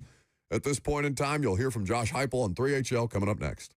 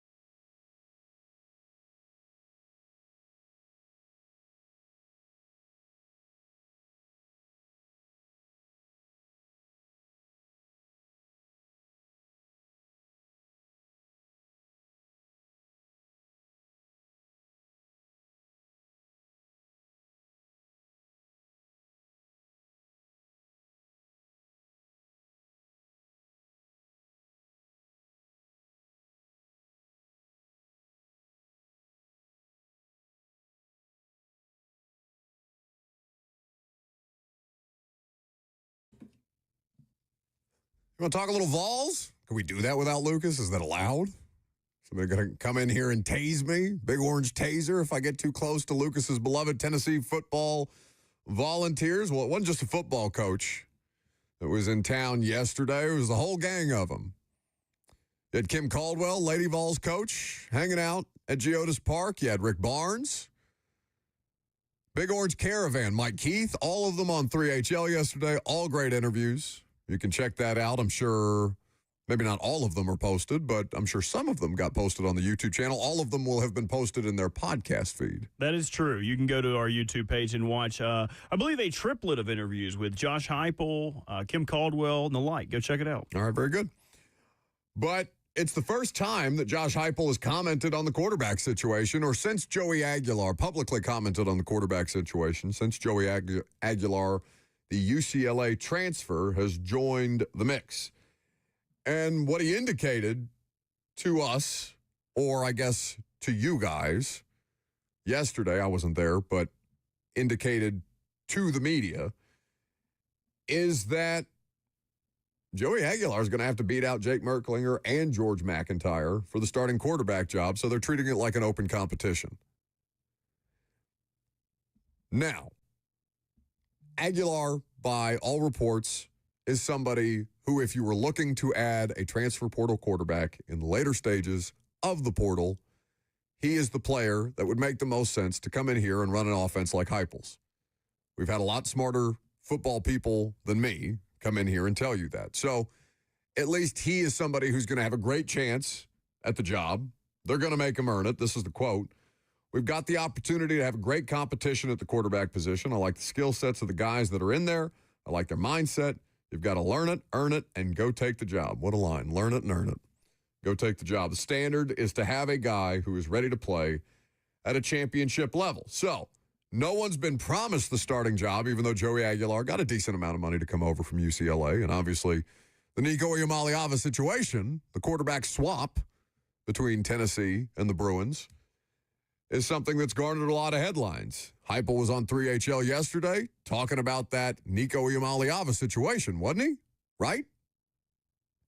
Obviously, the Nico Iamaleava situation. I'm just curious from your point of view in today's world of college football with all of the transition and everything. How surprised were you with the way that all played out and that he's no longer on that roster? Well, let's start calling it the Joey Aguilar situation. Okay. I like it. I like it. End of the day, that's just the landscape. You're not going to keep everybody. You got opportunities to put your roster together. I feel like we got a team that's accountable, connected, works hard, competes hard, and we're built to win. Now we got to go earn it every single day, and we got some new pieces that, got to get onboarded here in the course of May. That's the nature of college football, and so we'll get ready and keep competing and keep growing. I love that he called it the Joey Aguilar. So let's call it the Joey Aguilar situation. So Nico is now what? Lord Voldemort? He must not be named. We don't speak of him. You also compared Nico to a snake when we were at the zoo, which is famously documented in the zoo video on YouTube. 3 more views. 3 more views. I just imagine you sitting in your office at home. Is that technically an office? What is that room? A playroom, bonus room, rompus room. You have no children. You cannot call it a playroom. You're a 31-year-old man. 32. Are you 30? You're not 32. How old are you? 31. Oh, maybe I turned 32 this year. Oh, my God. God, oh, wow, dude. I thought I was about to be 33 this year. I just gained a year and a half. The great mystery about Robert is we actually have no idea how old he is. He's 75 back there. Yeah, much like NBA or NFL draft prospects, all age discussion has been swept off the internet. So you will not find a definitive age for me. How flattering of you to think of yourself as somebody who deems a notation on the internet. I am between 21 and 85. So Nico is now Lord Voldemort, he who must not be named, and it's Joey Aguilar the rest of the way through. So refer to it as the Joey Aguilar situation. I am so curious to see what happens with this fall season. And I know I've said that a million different times, but this is different. We're sitting in the draft room this was either Friday or Saturday of the draft. And there's a bunch of Titans media members in there, but there's some people who obviously pay attention to college football in that room. There's some people who cover college football in that room, as well as their regularly scheduled Titans duties.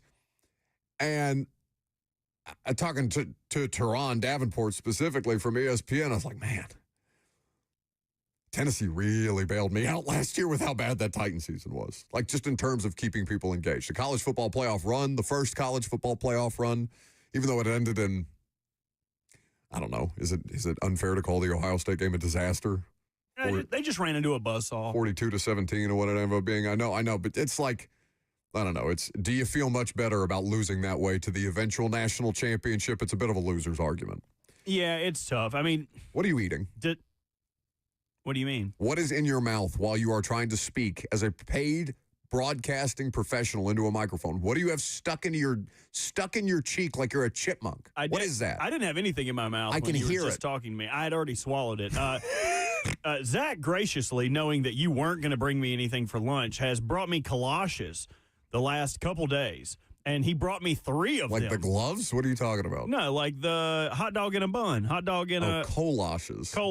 Excuse me. It sounded like you said galoshes. Okay, he brought me 3 colashes. He brought me the triple shaboing boing combo from the gas station. That's not real.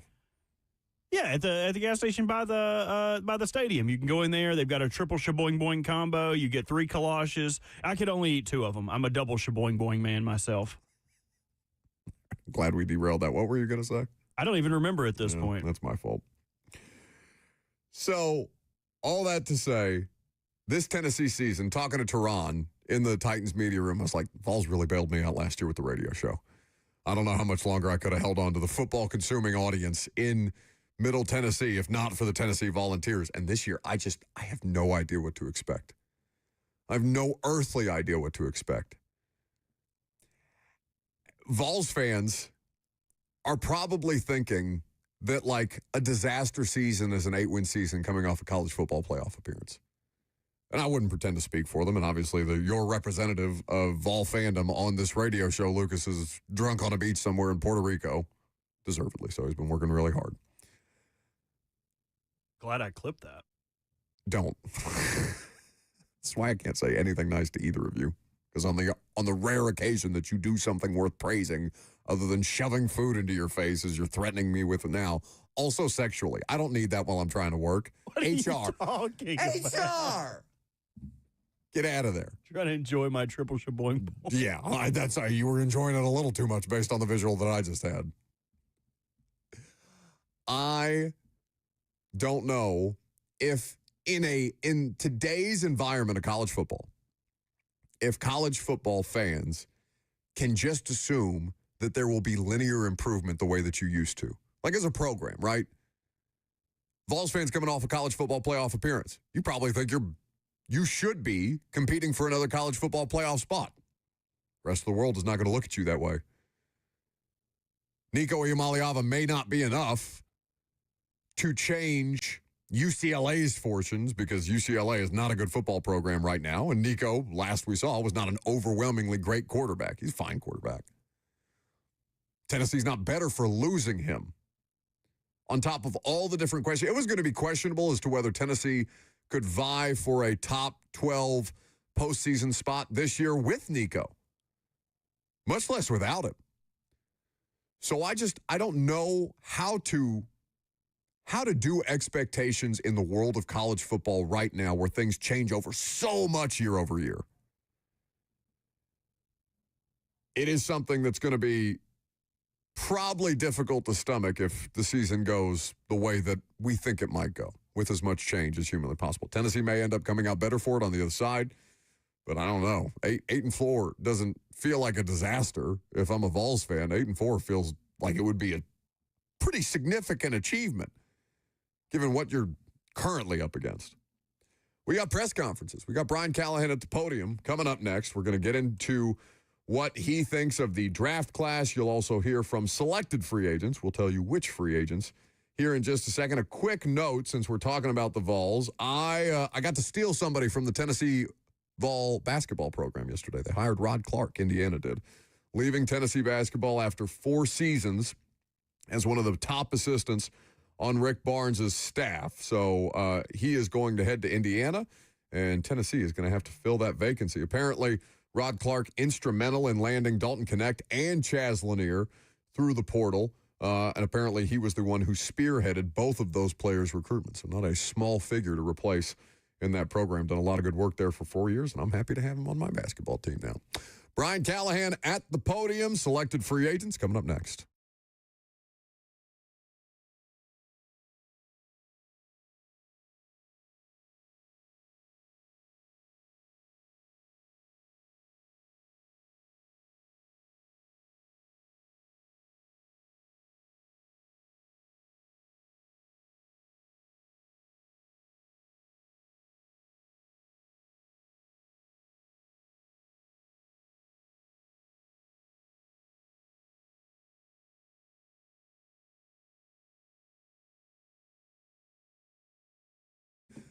I was out in Murfreesboro the other day, and I had the opportunity to go pay my friends at Burrow Chiropractic a visit. And I was in need of a little bit of treatment. I needed some stem wave therapy to help me deal with this nagging shoulder pain that I've had going on. Now, if you're a golfer in particular, it's time to say goodbye to pain and hello to a better game with Burrow Chiropractic's revolutionary stem wave therapy that I myself got to experience. It's non-invasive and a cutting-edge treatment designed to help golfers get back on the course pain-free, or just to correct the damaged tissue and provide natural, long-lasting relief without that invasive process. It's a huge help. It was a huge help for me, and it'll be a huge help for you as well. At Burrow Chiropractic, their expert team is dedicated to offering personalized care that caters to each individual's unique needs, and stem wave therapy is a perfect way for treating chronic pain, inflammation, and even old injuries. Plus, Burrow Chiropractic is proud to be the official chiropractic provider for MTSU football, keeping their athletes in peak condition. You can find out more about stem wave therapy at Burrow Chiropractic today by calling them at 615-410-7643. That's 615-410-7643, or check out their website at burrowchirotn.com.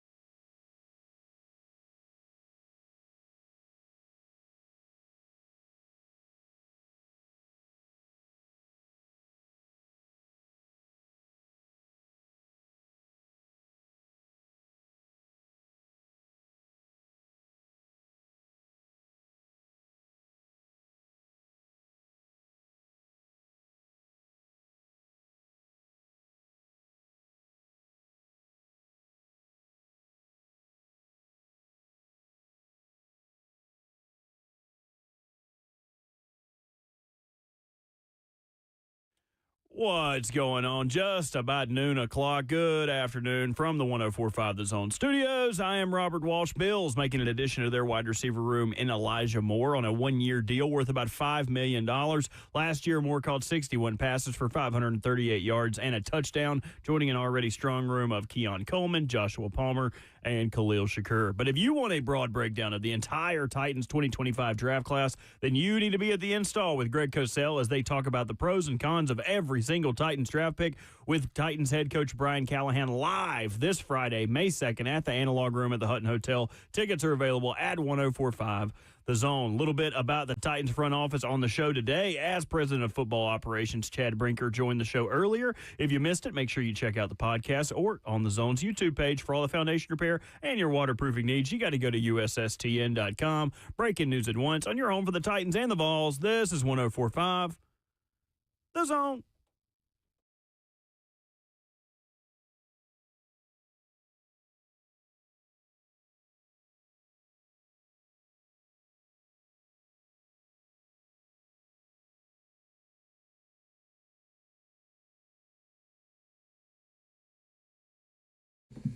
We got press conferences. We're going to hear from Brian Callahan here in just a few moments from now. Apparently, they've got a variety of different players, both players who are returning from last year's roster and potentially some unrestricted free agents who just recently joined the Tennessee Titans organization. You're going to hear from them in just a second. That's going to be the bulk of the final hour today. Robert and me have you for one more before we turn things over to Blaine and Zach in just a little while. While we're waiting on the press conference, do you want to hear something funny I heard this morning? Oh, too late. Brian Callahan's up. Let's hear from the head coach.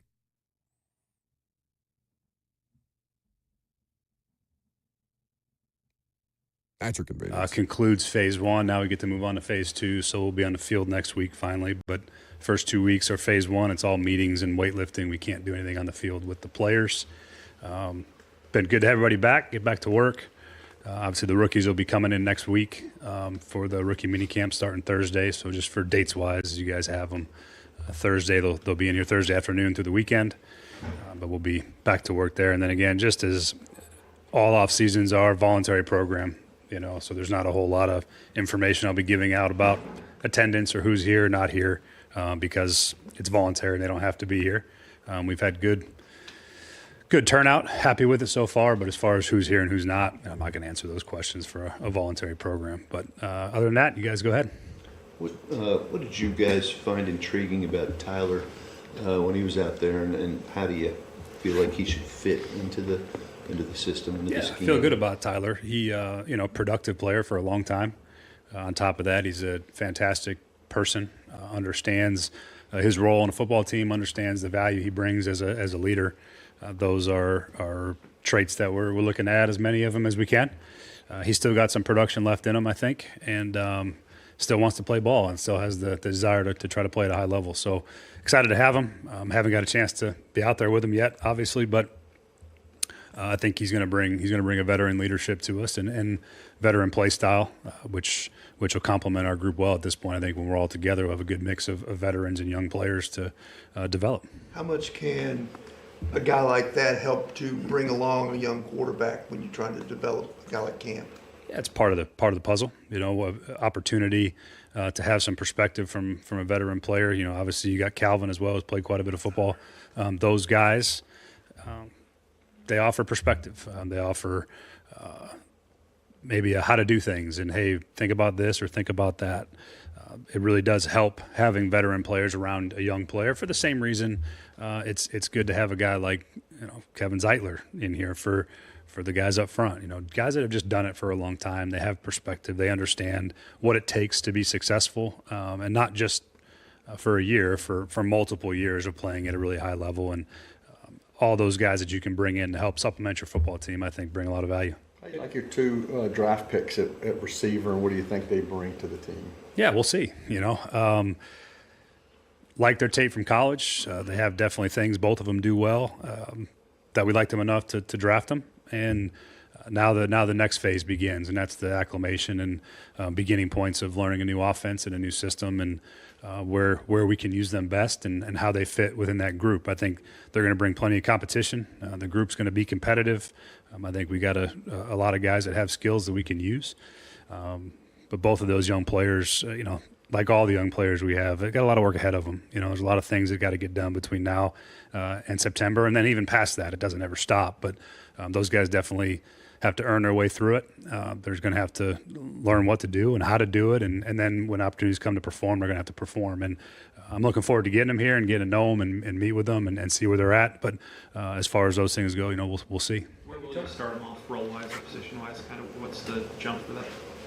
As far as like what spot they'll play at, I think Elik's got a flex at kind of really X or Z for us. We'll start him at X, but I think that's flexible. Where I think Chim has an ability to he's really a kind of a 3-hole player. He's got a lot of flexibility, so we're going to have to find what suits him the best. So it's for those guys. It's quite a bit of we'll see as they get going. But I do like the flexibility they both have. I think they both have ability to do multiple things in the offense, and what those things are and how fast they take to it will be the key for them to be able to contribute. How much did the offensive coordinator and you enjoy the 4th-round picks there when you get 3 straight pass catchers? Yeah, they're exciting young players, right? They're guys that have had production in college. They have traits that are worthy of the draft picks. I think Gunnar is another guy that you see is somebody who could really help our football team too. So to add 3 pass catchers with guys that have the traits that you think will lend to some success and some contribution is what you're hoping for. And I think all 3 of those guys got a big, there's a lot of opportunity in front of them. Have you talked with Will since the draft, and are you concerned at all about any awkwardness in the room? No. I think, my conversation with Will when he left was the same, and we came back was the same. There was no, you don't have to make any crazy conversations. And I think Will's done a really good job of focusing on what he can improve at.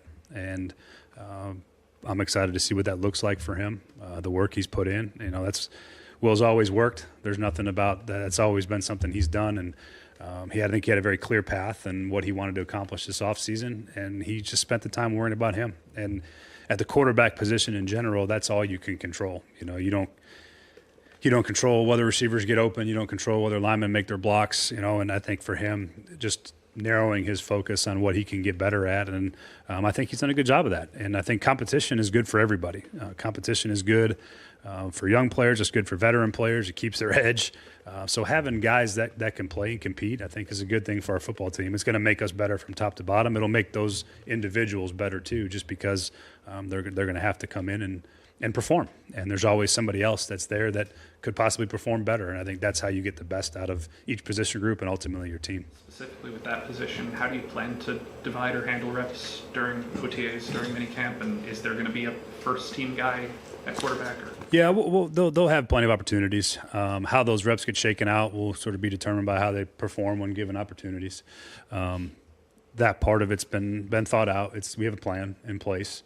And what that looks like is going to ultimately be sort of up to them, and how their performance goes when there's time to perform. So feel good about the process and the plan in place, and there's going to be plenty of reps for those guys to compete and get better and improve and be ready to play in September. So, starting off early on here is baby steps to some degree. When you say those guys, which guys are you referring to? All the quarterbacks. Yeah, they're all going to have opportunities to compete, and again, there's 3 quarterback jobs on most teams, sometimes 4, and we're going to let them compete for all those. With all the newness in the front office and everything, how was that process as far as like you guys as coaches working with the front office to make sure that there was an understanding of the traits that you guys want to develop and bring the right guy in? I thought it was fantastic. The communication between Mike and his staff with the coaching staff was really seamless. I think we all see football players and football very similarly. We had really great dialogue. I thought one of the things that Mike did in the process that was unique, I had not done it that way before, is he sort of brought the coaches in an earlier part in the process so they could have conversations. You know, he was open with the board. There's lots of different ways to do it. There's some people that are very, you know, coaches, you come in, you read your reports, and that's it, and we'll take that opinion and we'll go from there. Or they won't let you look at the board. And I think Mike was very open and transparent with all of the staff involved in it, and I think that led to some really productive conversations, and it allowed us to, you know, have a conversation about a stack of players maybe, and then maybe a coach didn't see one as high as they did, and they, well, maybe I need to go back and look at that again. Or maybe we saw somebody higher, and they're like, well, we should go back and look at that one again. And so we had this sort of flowing dialogue throughout the entire course of the process, a lot earlier than I had done it in previous places. And I think it was really productive. I thought that he built a lot of trust really quickly amongst our staff, both with the front office staff and the coaching staff. It's very thorough, very detailed, always had a reason. And I think that process worked out really well. I was pleased with the actual process of it. And again, we'll see how the picks work out for us at the end of the day. But everything else was really, really good. I was happy with how that worked. In terms of that, with evaluating, not only the incoming players but the holdover players, how much input did Mike seek from you and your staff? When decisions were made, okay, we need to keep this guy, we need to provide competition for this guy, we need to get rid of that guy. It was constant through the whole process from the minute they got here. They spent time, especially Mike and Dave, at every sort of lunchtime point we had early when he first got in here after we got back from the combine. We went through every position with every position coach, talked through the players, talked through our needs, talked to where we thought we needed to get better, where we thought we could improve. And then, their job is to manage that with the free agency market and see what that looks like. And you're matching up both the free agency market and the draft, and you're trying to balance out where you think you can find the players you need. And I thought they did a really nice job of that. And again, there's no qualms on my end about the communication and the feedback he took from us and the coaching staff wise. And I think we were all on the same page with where we were headed and how we were going to get there. Last week, you guys basically said that no matter what happened in the draft, you weren't going to be able to fill every hole on this roster just last weekend. So now that the dust has settled, what positions do you see on this roster where you're kind of looking for somebody to step up to kind of fill those holes that aren't filled yet? I think we have some young players in the secondary that we're looking for some jumps, the corner position in particular. You can throw the nickel in there as well, all that together to see how that shakes out. Got some young linebackers that we need to step up. Obviously, we added Cody to that group, but there's some young players that we need to see them improve and play better. And then obviously anytime you can add more depth at either front, offensive line, defensive line, those are always things we're going to be looking for. That's never going to change. You never really ever feel like you've arrived at those spots because ultimately you still have the injuries are out there somewhere. It's just inevitable with the way the game is that you're going to have guys step up. So those spots I think are ones that we're kind of always looking at and looking for some young players to step up.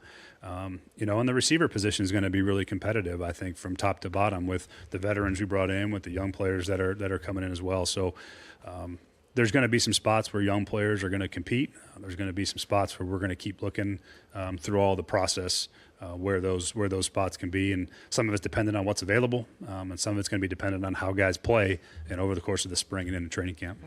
I know some guys have been in the building throughout the offseason. Anybody that's come back that you can look at them and tell they have been working especially hard or stood out to you from a physical appearance?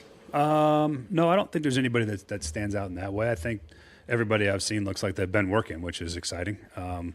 We've got a good group of guys. They work hard. They enjoy the process of it. So no surprises there in terms of what guys, no year one to year two dramatic changes in body types or anything like that. But I think guys are ready. They've worked hard.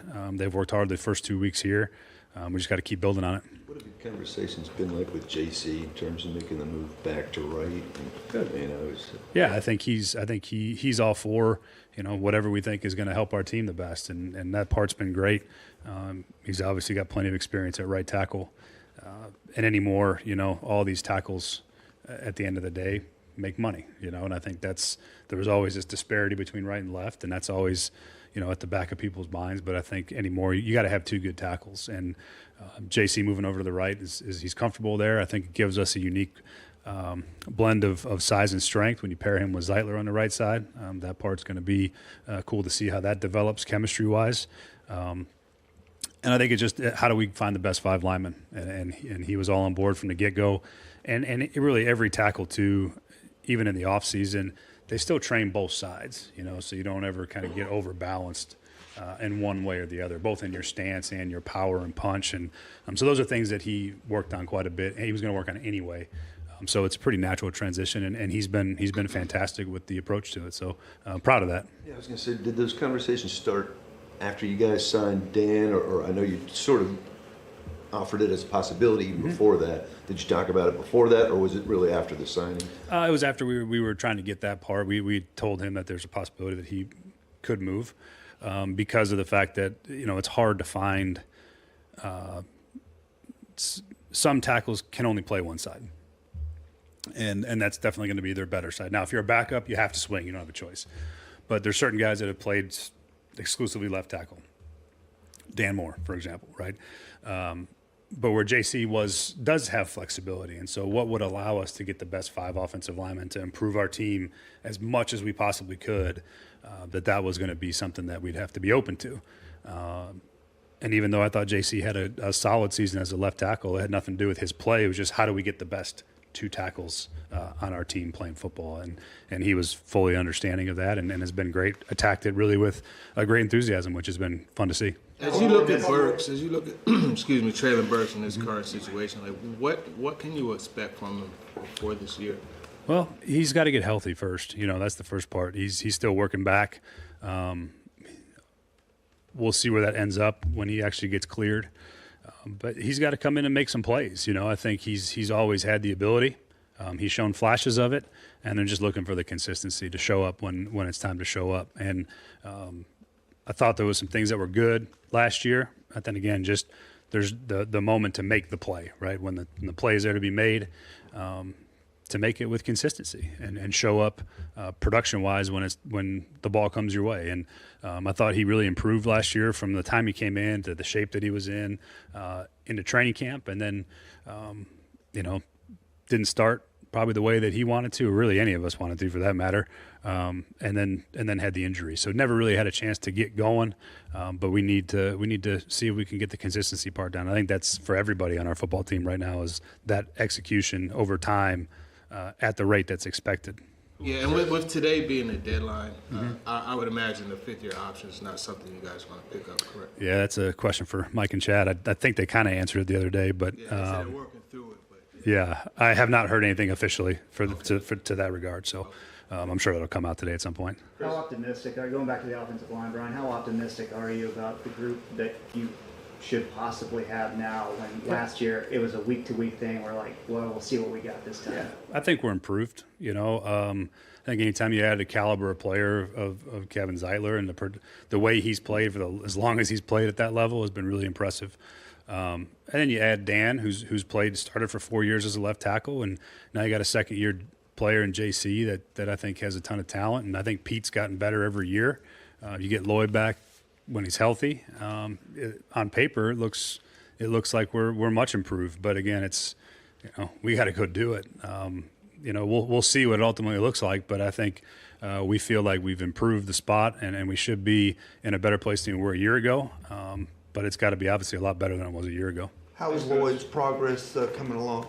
Good. He's doing great. Rehab's going well. He's in a good place. He's in good shape. So, he's making he's on track. We have players waiting. So okay.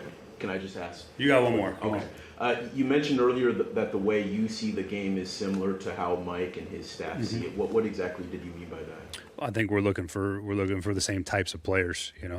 We want big, fast, intelligent, high character. All the things that you look for in a player are all the things we all want. And now it's just finding them and then developing them, and that's our job.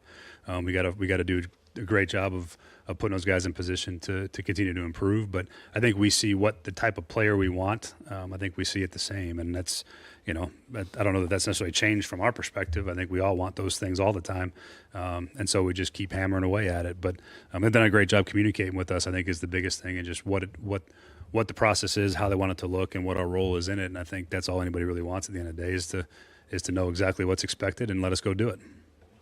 All right. Thanks, guys. Brian. That's Brian Callahan speaking at the press conference. There will also be players that you will hear from. We may keep it right here, depending on who the player is.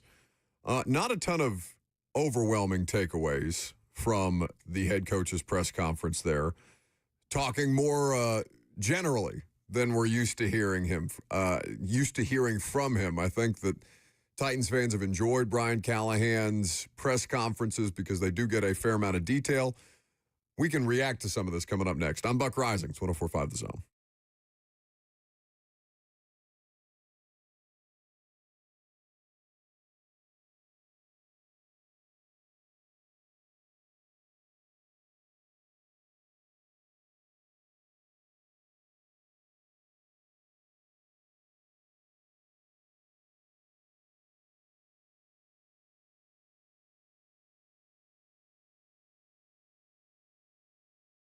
The Tennessee Men's Clinic is here to help you like they've helped so many other guys over the course of the last decade plus here in Middle Tennessee, because you've probably at some point, depending on your age or depending on where you are in your life cycle, you've maybe experienced less energy than you're used to, or maybe dips in performance issues, or maybe a loss of muscle mass. And you may have just chalked those things up to the inevitable. This is a part of what happens during the aging process, but it doesn't have to be that way.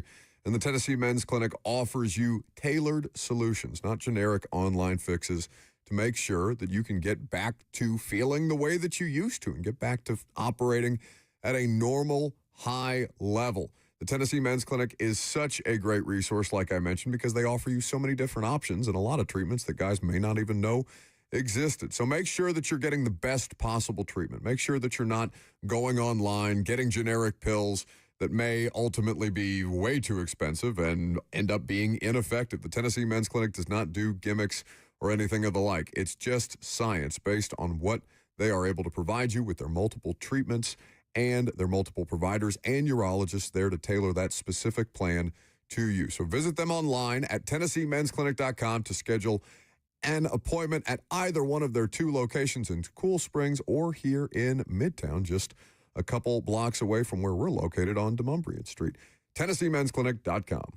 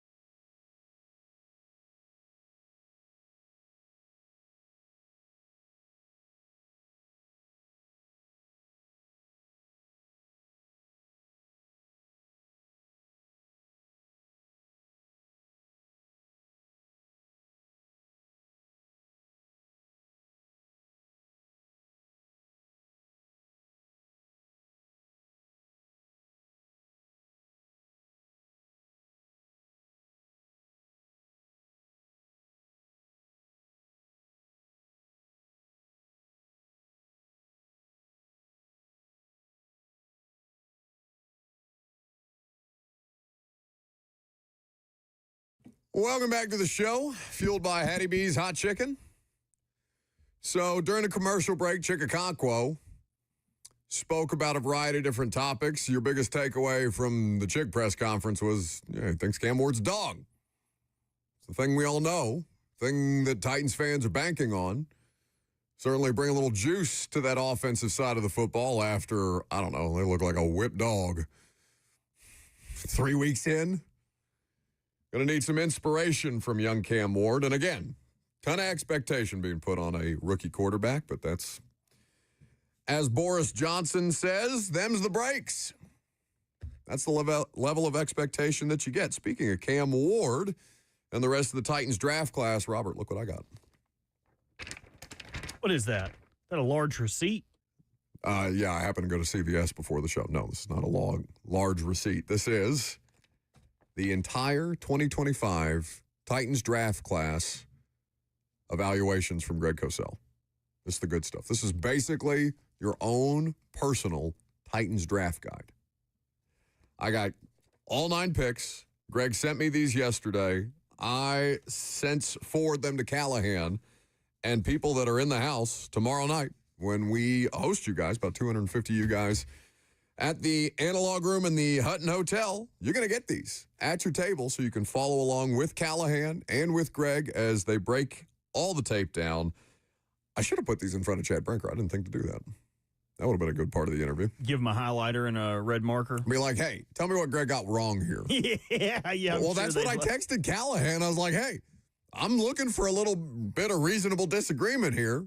Don't go out of your way if you don't actually disagree with something. But if you got notes here, I sent him all these evaluations beforehand. I told him I'm going to have copies printed out for him, but bring your red line notes. I think Greg likes that stuff too, because Greg's also trying. Greg not worked for an NFL team, but he's I think, a very high-level football evaluator.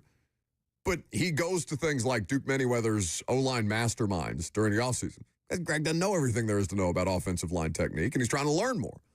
So the opportunity to learn from a head coach in real time without it being, confrontational, reasonable minds could disagree. God knows the league gets it more wrong than right when it comes to personnel evaluation. So I'd just be curious if they do have any differentiation of opinion. Yeah, that's one thing about Greg. Whenever he comes in for training camp or he's here for any reason, you will see him talk to every smart person that is around. Greg and you. And me. I would also like to be included in those smart people if we could. Oh. Did you perhaps ask Greg to print off his Ravens evaluations for me as well? I did not. Why would I do that? That makes me what have you a microphone done for me that would Oh, you like being able to talk and people hear you? I do that. That's me, the all-powerful back here. If you would continue. You're just a little man in a box. Little man in a hoop. You're no Wizard of Oz. Here, I'll let you just talk to the stream. Only the stream can hear you now. Well, that's awkward. Yep, nobody on air radio can hear you, just the stream. See, that's what I do for you. I make sure that you're able to talk to the unwashed masses. That doesn't make you important. Now you have to turn me back on so I can actually talk. Unless you want to do the rest of the radio show. I've heard you and Lucas try to do the radio show without me. It's pretty bad. It sounds great. Mm-hmm. 615-737-1045 is the number if you want to chime in. More Titans players will be at the podium here shortly. But yeah, the takeaway from Chickakankwo was that he really likes Cam Ward. Other than that, Chig's in a contract year and they just drafted Gunnar Helm. The situation for the Titans, specifically with tight end, also people are upset in the YouTube comments at you calling them unwashed. I mean, what are you, Hillary Clinton? You calling them deplorables? If the shoe you fits. refer to our audience as a basket of deplorables? If you don't stink, you ain't got to worry about it. Well, you smell great. I smell great.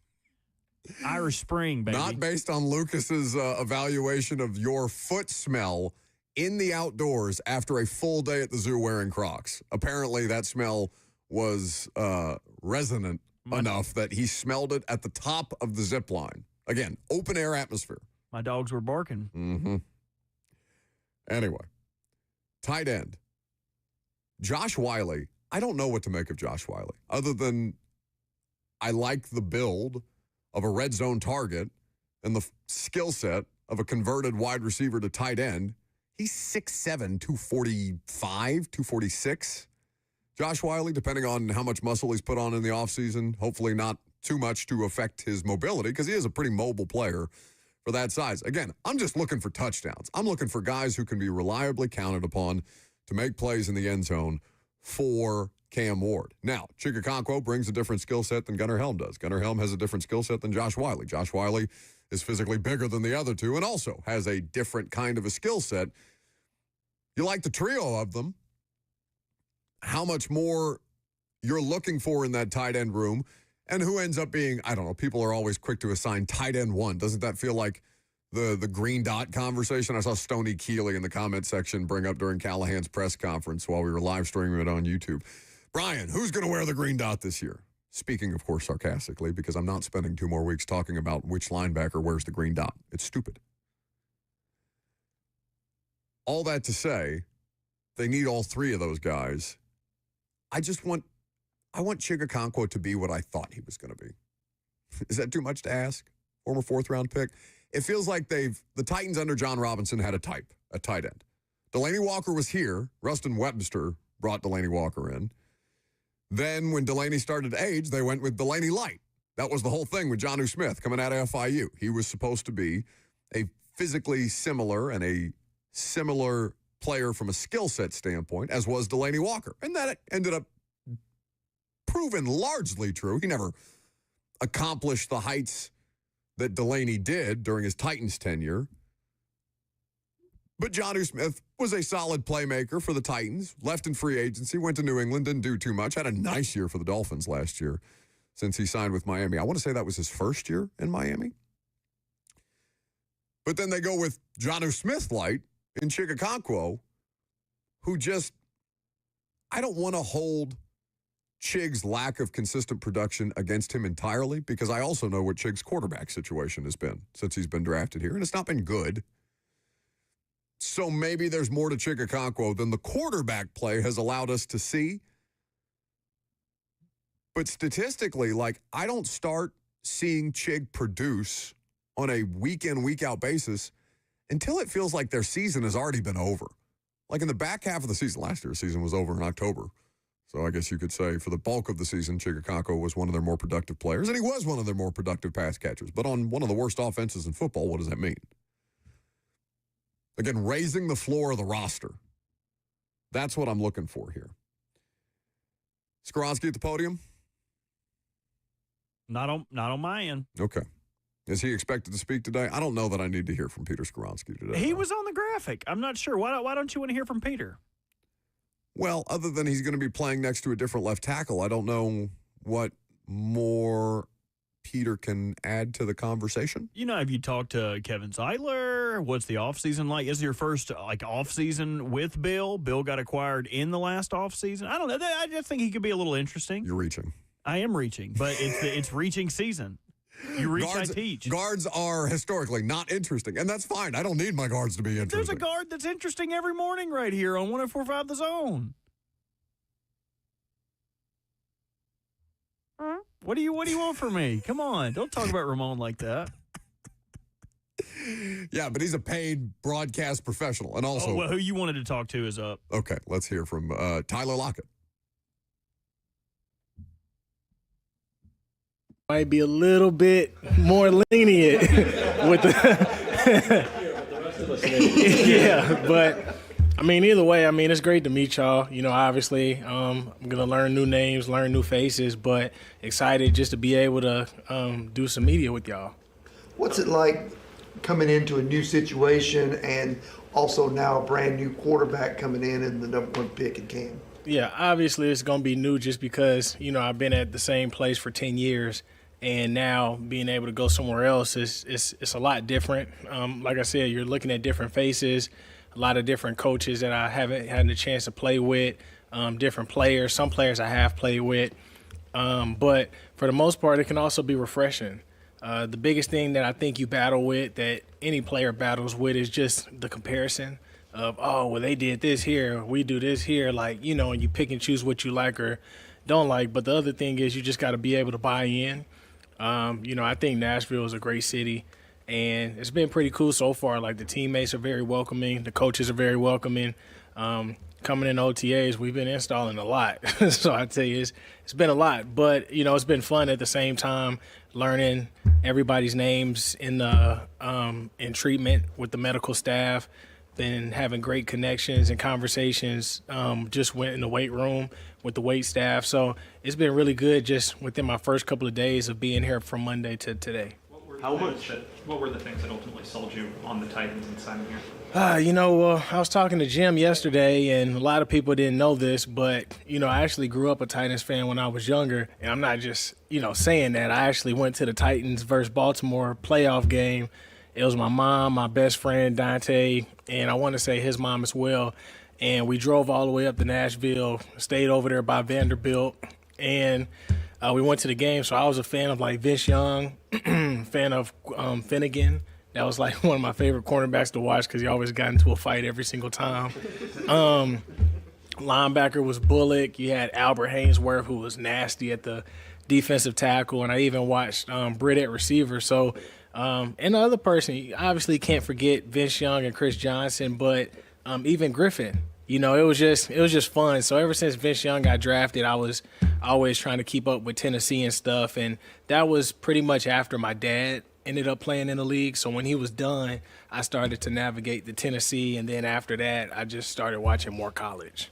Tyler, how much has Quandre maybe told you about Cam and just from afar, even though you haven't gone to play with him yet, what is it that stands out about his game that you like? Oh, yeah. Well, Quandre always used to talk to me about Cam ever since he was leaving Incarnate Word and went to Washington State, where I got the chance to be able to watch him.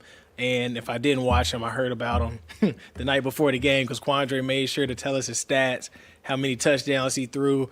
And definitely Quandre was like his number one fan. And so just being able to tune in a lot more because we're on the West Coast and we got to see a lot of their games being played, and then seeing him thrive in Miami was super, super cool.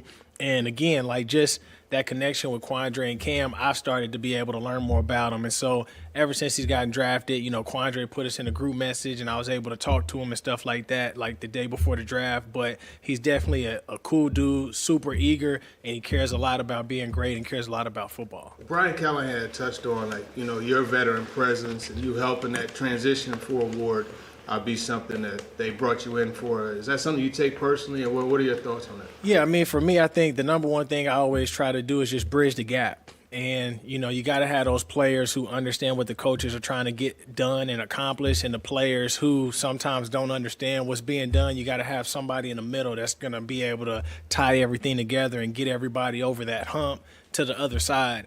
And so for me, you know, like, you know, that might be one of the reasons they brought me here. But at the same time, like, I feel like I have true value that maybe other people don't see.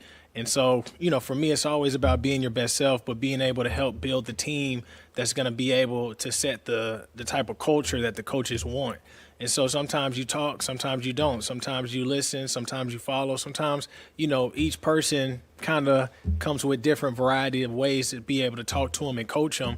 But, you know, it's just you get to this place in the league and, you know, you try to be able to help everybody be the best self that they can be to be able to help the team. Is it a challenge, Tyler, you think? I know you've only played obviously for one team. Is it a challenge to try to help change the culture when you're coming to a brand new team full of brand new faces as well?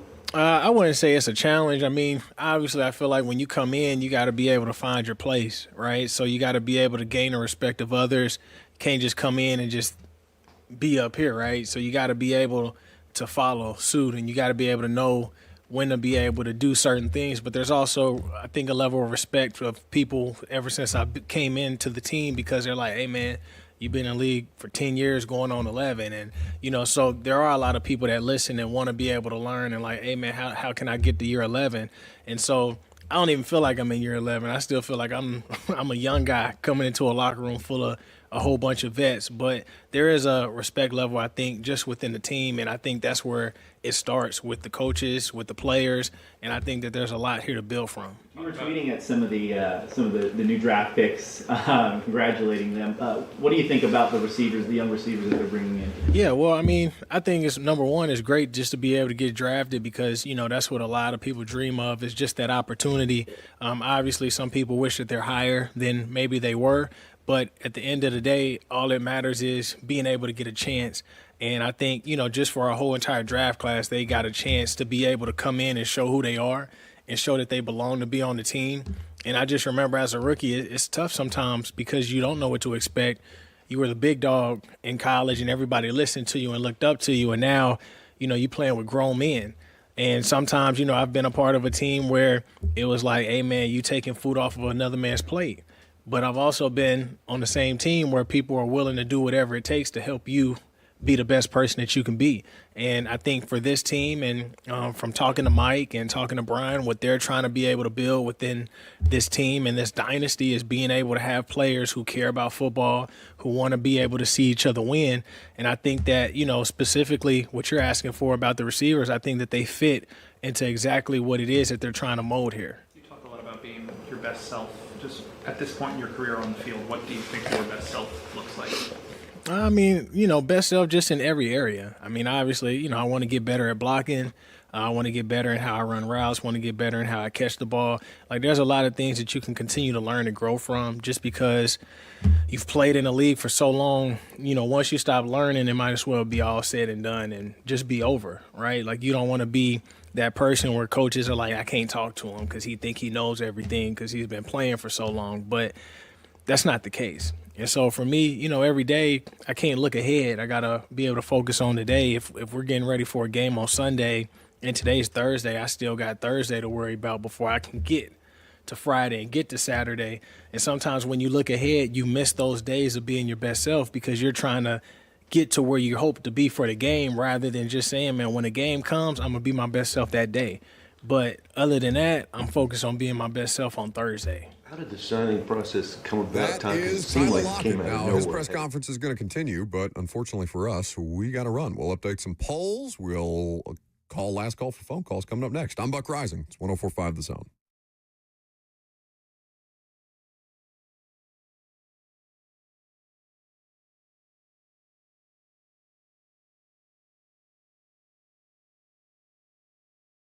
And then after that, I think there was another talk. Then there was another talk just with checking in. And then they ended up sending something. And before then, it was just a lot of back and forth just within one day. And it happened when I tweeted it. So, I mean, it all pretty much happened that day. So, but watching Brian Callahan, I got the chance to play against him when he was at Cincinnati. So I've always been able to keep up with his offense and seeing what he does and how he uses his receivers. And I thought it was always pretty cool just to be able to watch because, that's when we learned a lot about – we already knew how great Jamar Chase was, but then to be able to see him within the offense and see what T. Higgins was doing as well as Tyler Boyd, I think it was both of them went for 1,000 and Boyd might have been at 800. And so obviously there's similarities with the coaching staff and some of the things that they do that, I've always been a part of as well. So it's been really fun just being able to sit in meetings and learning from everybody within that offensive staff and their play calling. Tyler, you have been better at making business decisions than anybody in the league. And as a result, you've missed, one or two games in your career. Is that something you can teach young players? Is that there's a time and a place for everything? Yeah, I think there is a time and place for everything. Obviously, I think there are some plays where I can get a little bit, more yards than I have, and I can definitely work on that. And there's times where you got to live to play another down because in this game, it's about durability. It's about availability. The fastest that you're out or the fastest that you can't practice, that's another man's opportunity. And when you really think about it, a lot of opportunities that come in the league come from somebody else's downfall.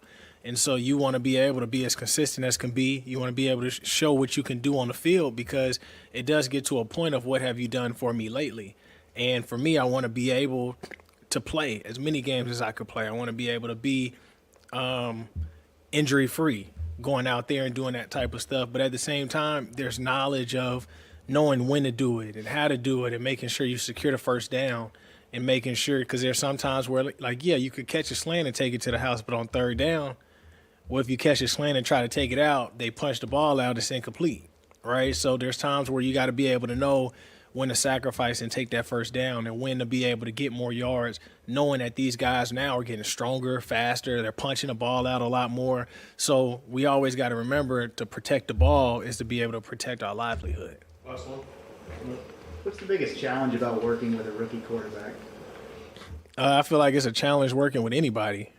Like, if we're being honest, like, it's not even just on a quarterback. I mean, it's a challenge whenever every year you're bringing in a whole new team. I've been a part of 3 coordinators in the last 3 years, so there's a challenge in learning different plays, right? Like, so everything is going to come with a challenge. It's just about what you're willing to go, what you're willing to attack and what you're willing to complain about. So, I mean, there's always going to be complaints when it comes to whatever situation regarding of what we're going to have to deal with as a team. But, to buy in eliminates a lot of the complaints. To attack, to be aggressive, eliminates a lot of the complaints. There's going to be things that doesn't work. It's okay. You learn. You keep going. There's going to be things that work. You continue to build off of it. You grow off of it. But you just continue to look at where you are and where you guys want to be. And as you keep just putting your head down, eventually you're going to get to where you want to be at. But if you keep looking at that destination, you keep forgetting about the small steps that you got to keep taking before you get to the top. All right. Appreciate it.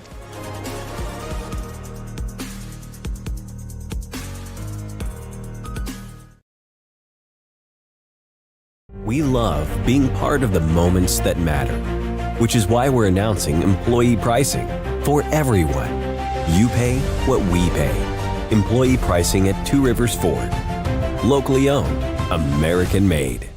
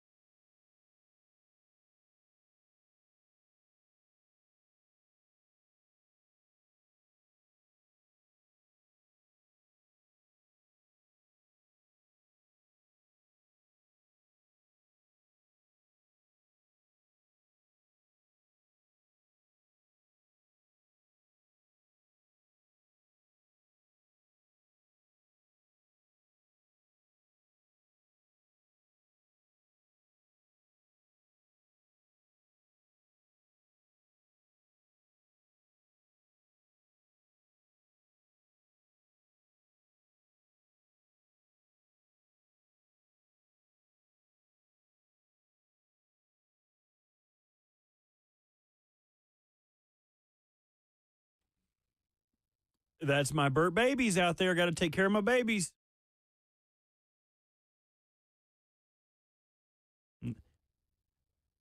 Ada Pappy.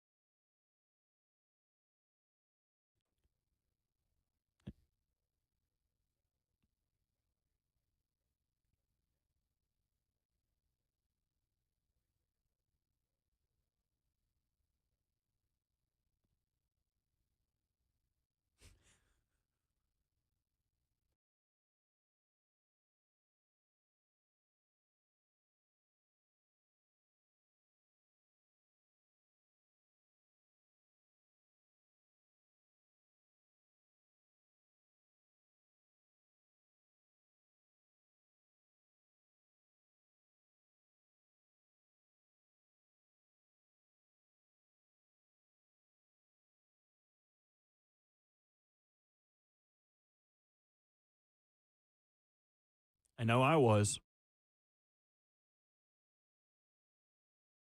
Ruining a perfectly good story.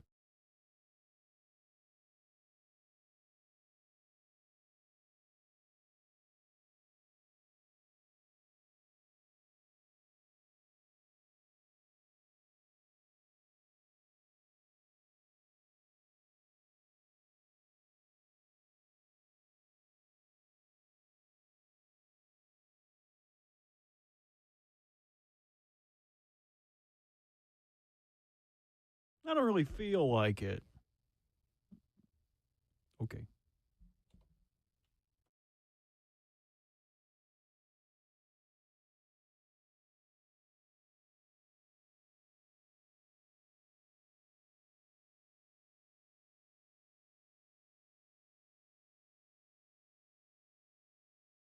Bert.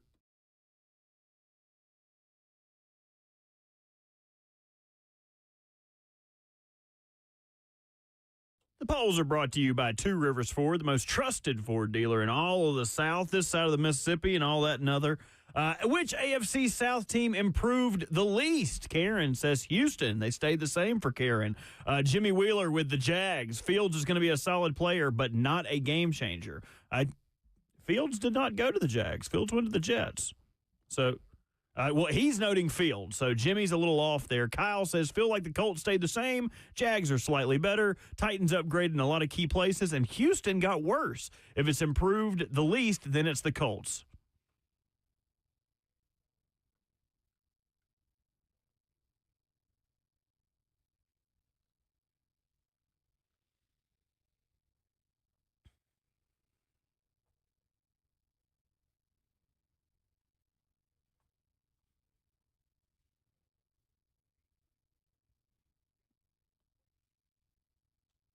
On the other side of that, which AFC South team improved the most this offseason?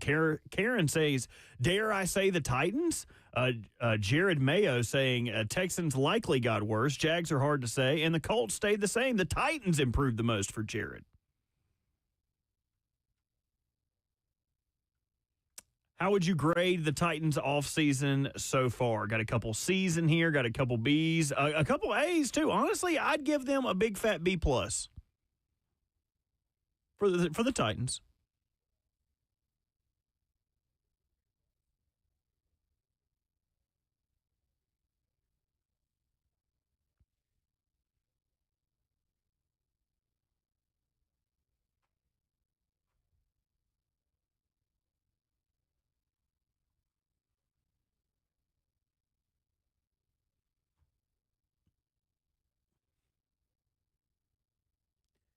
Which position group makes the most sense to target in the post-draft free agency? Only 10% of people going with wide receiver. The overwhelming majority going with edge at 89%.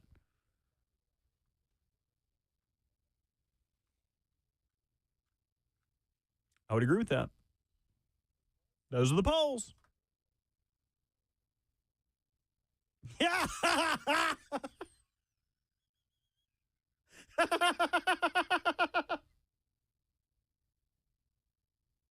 Shut up. They still can't hear you. Yeah, I know. Tell them bye. I know. Can you hear me on YouTube now? You're so lucky there's 2 foot of glass between me and you. I could choke you right now. See you tomorrow at the install.